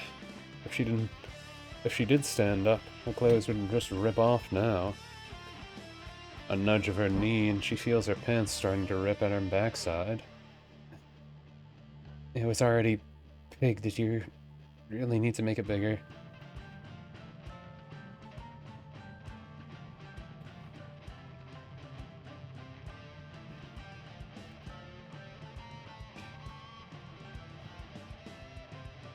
It was already big. Did you really need to make it bigger? I'm never going to let you guys have a hireling ever again, I swear. Pulling up a scroll from her bag, Frixel giggles. I got it. This is a druid scroll. It lets you make clothes. Lets you make clothes. Do you want to go like cliche fantasy girl armor? If she's a thing, she should attract the attention, right? The voices from above seem to now have switched back to the party once again. Seem to have switched back to the party once again. Kyle, though, is not going to take the embarrassment she already went through.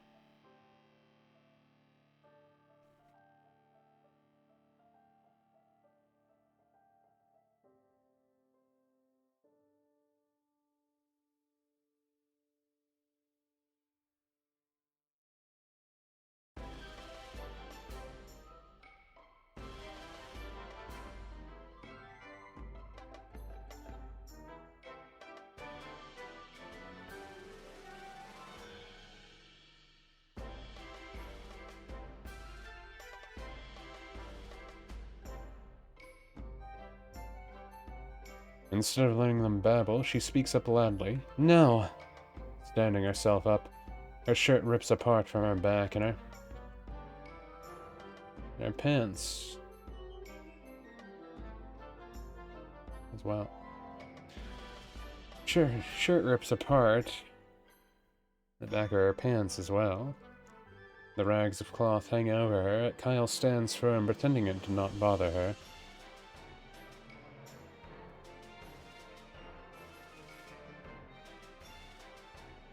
Her cheeks still blush deeply, but she could not change things now.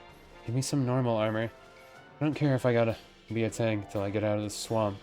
Give me some normal clothes at least.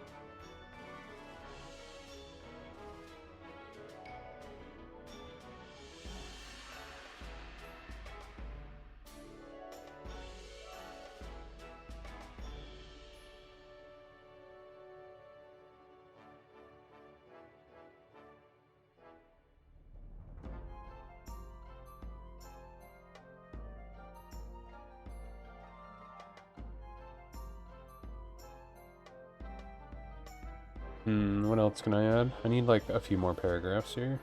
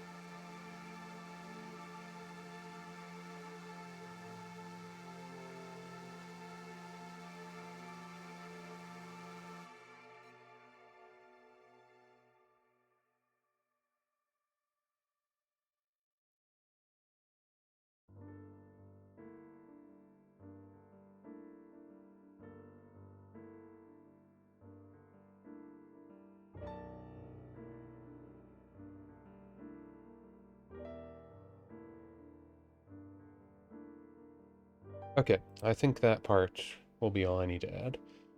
So, let's go back to the top here. I added a couple paragraphs in here.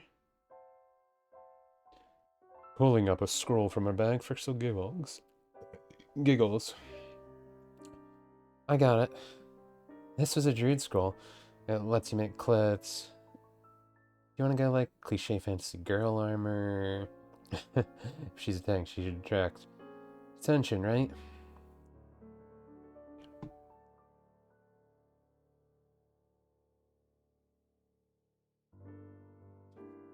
Cliche fantasy girl is fine. The voices from above seem to have switched back to the party once again. Kyle, though, is not going to take the embarrassment she already went through. Inside, instead of them Instead of letting them babble, she speaks up loudly. No. Standing herself up, her shirt rips apart, and the back of her pants as well. The rags of cloth hang over her, but Kyle stands firm, pretending it did not bother her. Her cheeks still blush deeply, but she cannot change things now.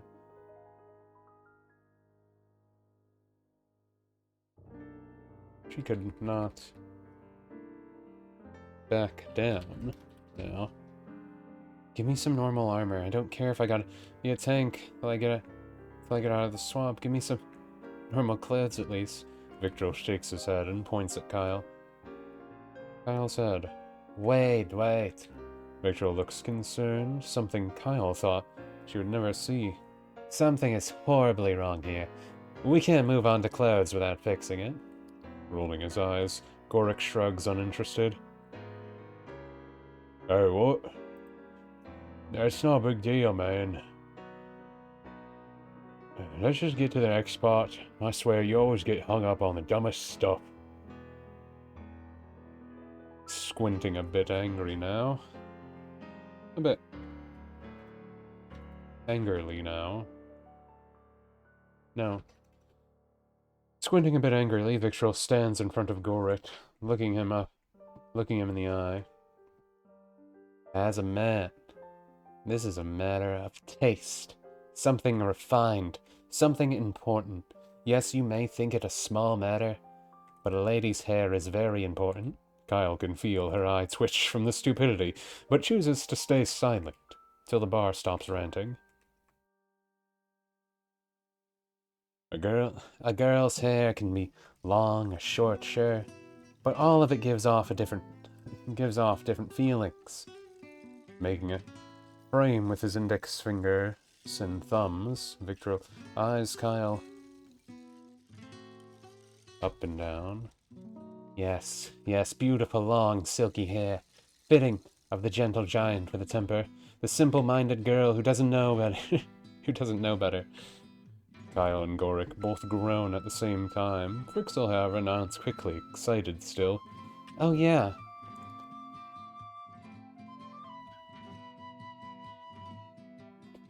I know just what to do. We can do this, then use the other scroll for clothes. Kyle does not note any movements from Frixel, but she begins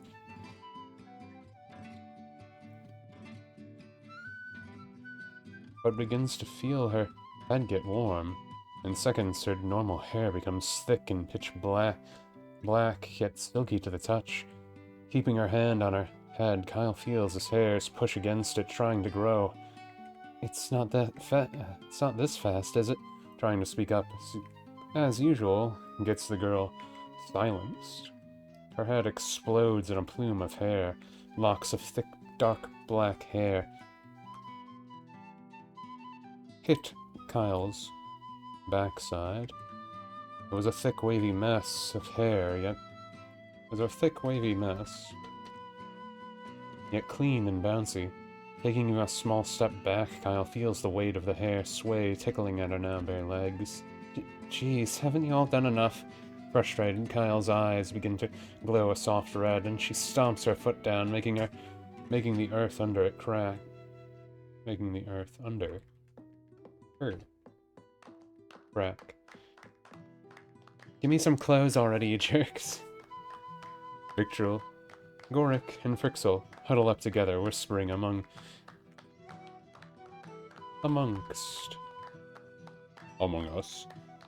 each other. With just a few seconds, Frixel spins around on her heel and opens up the scroll. Okay, we got the perfect thing.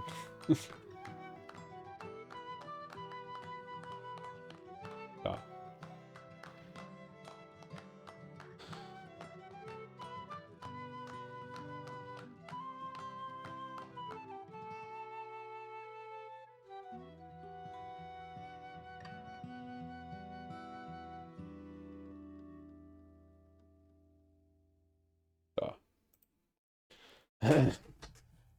Kyle watches her clothes dissolve from her body. The thread then spins in the air and washes over her, like walking into a spider web. It isn't gonna be normal, is it? It isn't gonna be normal, is it? Kyle mutters the words softly, knowing full well. Wait. Knowing full well she was talking to herself at this point. Thread makes a leather gauntlet on her fists first. Fingerless ones, comfortable to move in. She did wonder how the thread created leather, but it was magic. The next piece of clothing is leather boots on her feet, more or less the same style and fitting. A black leather that was comfortable enough to move around in. The next piece then covers her breast. Yeah, I can leave that as singular. It looked almost like a corset, but was too small to fit her body. It connects to the neck, making a sturdy collar to keep the corset in place, then dips around her breast to cover up the upper torso. At least, it is supposed to. Kyle's whole upper chest, though, lies exposed, providing a rather large boob window.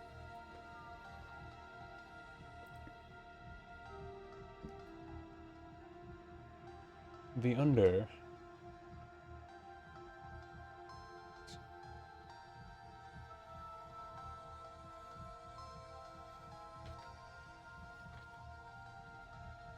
the undergarments that are then provided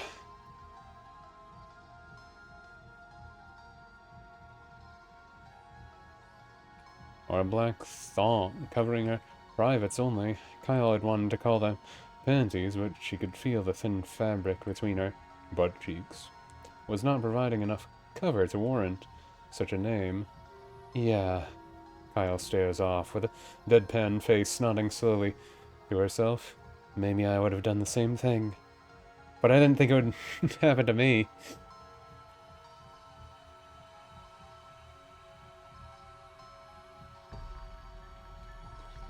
No other thread comes. The spell was done. Kyle's protection.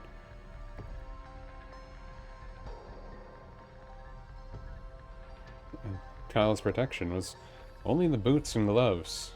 Her tummy shows. Upper arms and legs on full display. Her butt cheeks clear as day, begging to be specced. You know, normal things. It's a normal fantasy armor for girls.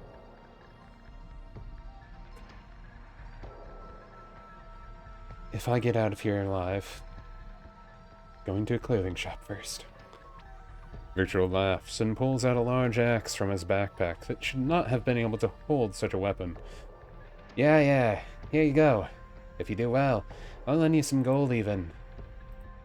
I'll lend you some gold. Get you a pretty dress, huh?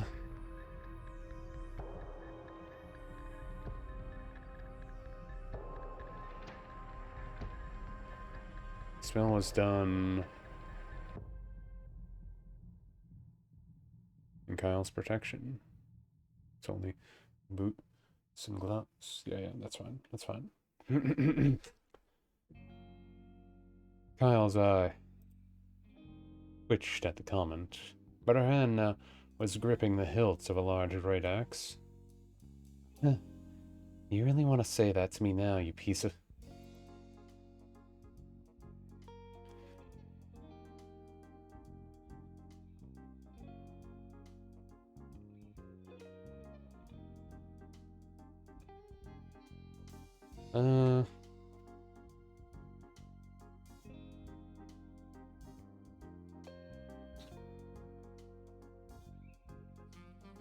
What?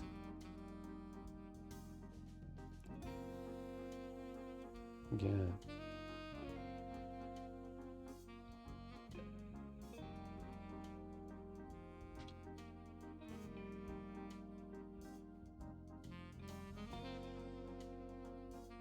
Kyle's eye twitched at the comment, but her hand now is gripping the hilt of a large great axe, eyes glowing red once again. The armed woman scoffs. You really want to say that to me now, you piece of sh... Pausing, Kyle blinks a few times.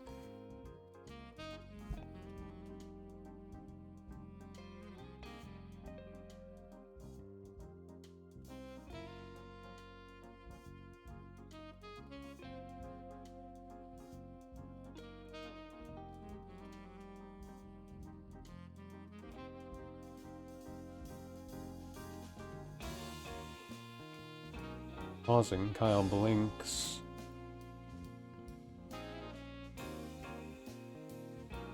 Realizing Victoril spoke in response. Wait. She was not used to her new voice, her new everything. Her hearing, however, had not gotten worse. You spoke to me. Like you heard what I said, you can understand me? The party shrugs and shifts around, looking like the confused ones now. Of course. Frixel chimes in first, nodding her head confidently. You were just rambling before. If we didn't use that potion on you, you could have died. Clatter.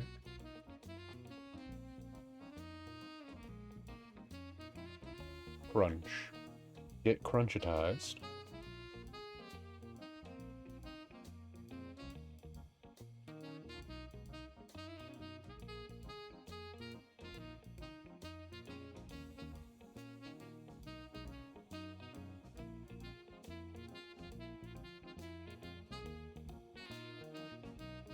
Strange.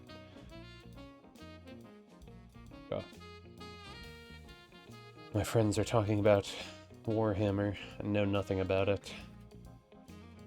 But it has a bunch of little toys. Got a bunch of little toys. Not that I don't play with a bunch of little toys in D&D already, but...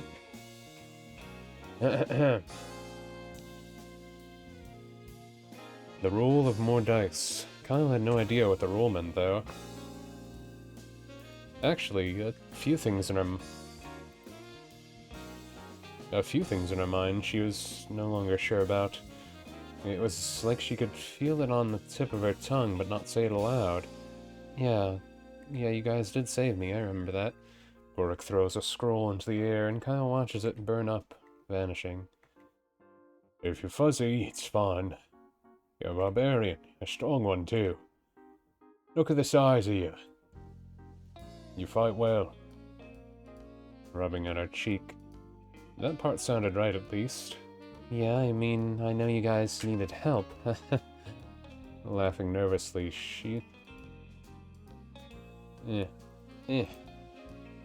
Looks at her.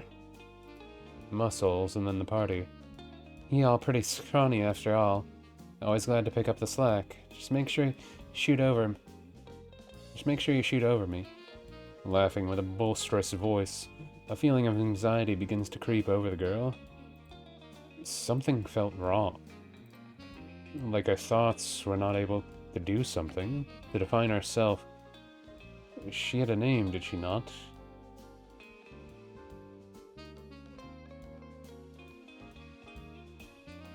Herself.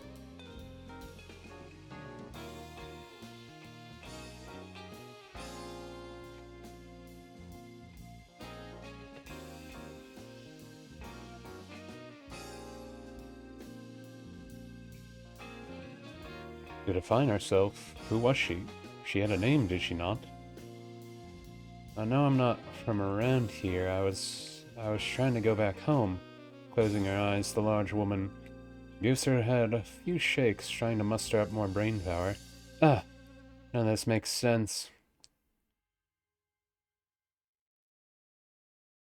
I was good with this. I was never good with this stuff, guys. The party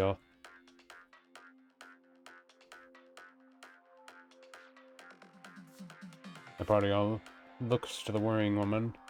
What's my name again? I feel like it's on the tip of my tongue. Starts with a K. Victor snaps and smiles. Ha, I know. The woman looks with bated breath, waiting to hear the words. Cassandra the Barbarian, Axe of the Great Marsh. You made a good name for yourself out here, but now we can get you to the city. I'm sure we can help you figure out where you actually belong. I mean, if it weren't for you, these vampire lizards probably would have invaded already.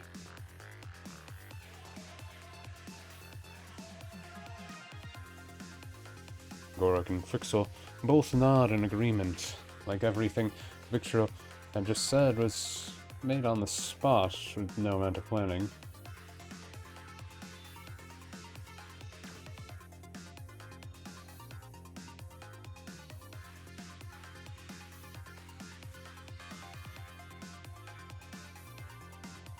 Was not made on the spot with no amount of planning.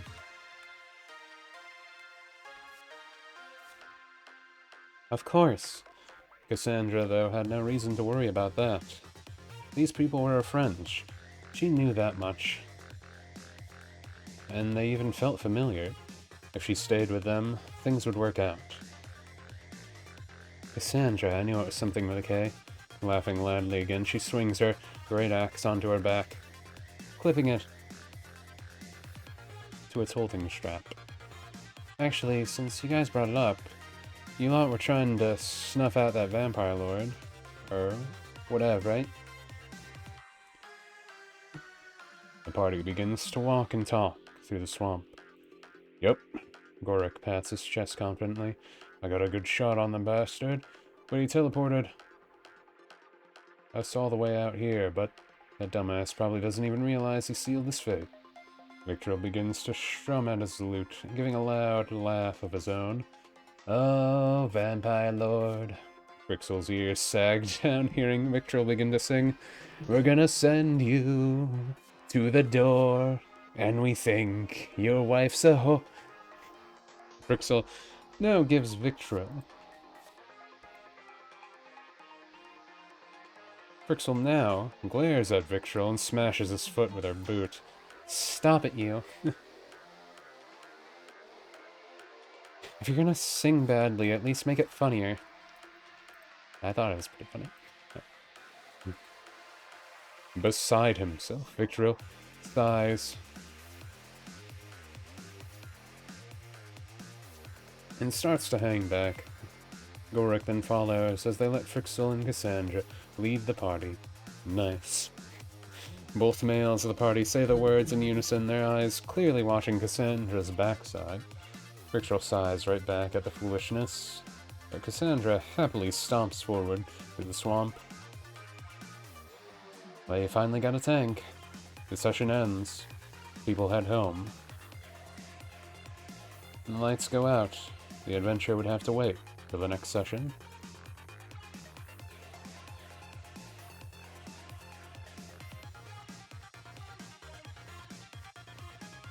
Well, no. The adventure would have to. Yeah.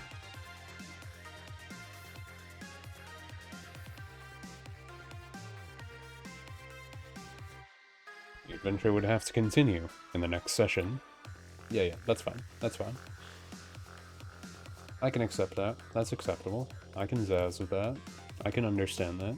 I can comprehend it on a molecular level. Normal things people say. I cannot comprehend it on molecular level. I can't even see molecular. I can't even say the word. How could I comprehend it? I have lied and deceived all of you.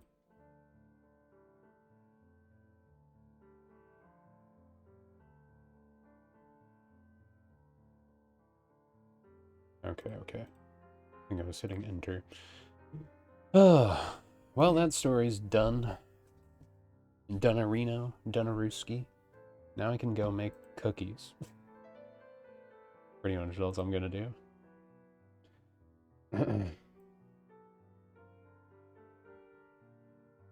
Copy.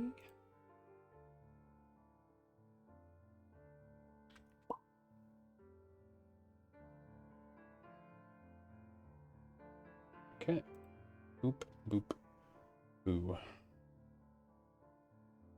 How did I do this?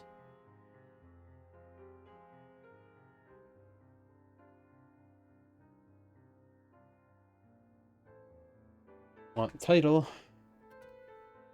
Genre.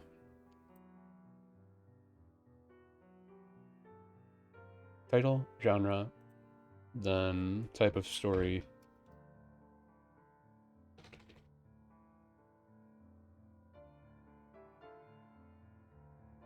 Okay, there we go.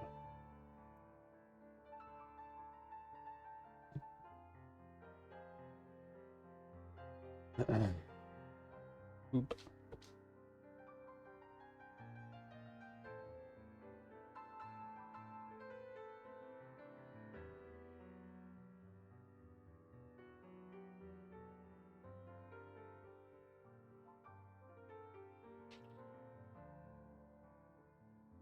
Ah, all right. Well, we had some pee. We lied a little bit. We just lied once, actually. There wasn't that much lying. But now I think we'll call it quits there. Streamed for like almost 4 hours. Got 3,000 words on the page and proofread it. So that was a good session. Good session. Good answer and good session. Yeah. For anyone who popped in, thank you for watching. Hope you enjoyed. Or just like watch someone fill in a Word document. I don't know what you're into. Either way, until next time, catch you later. Bye.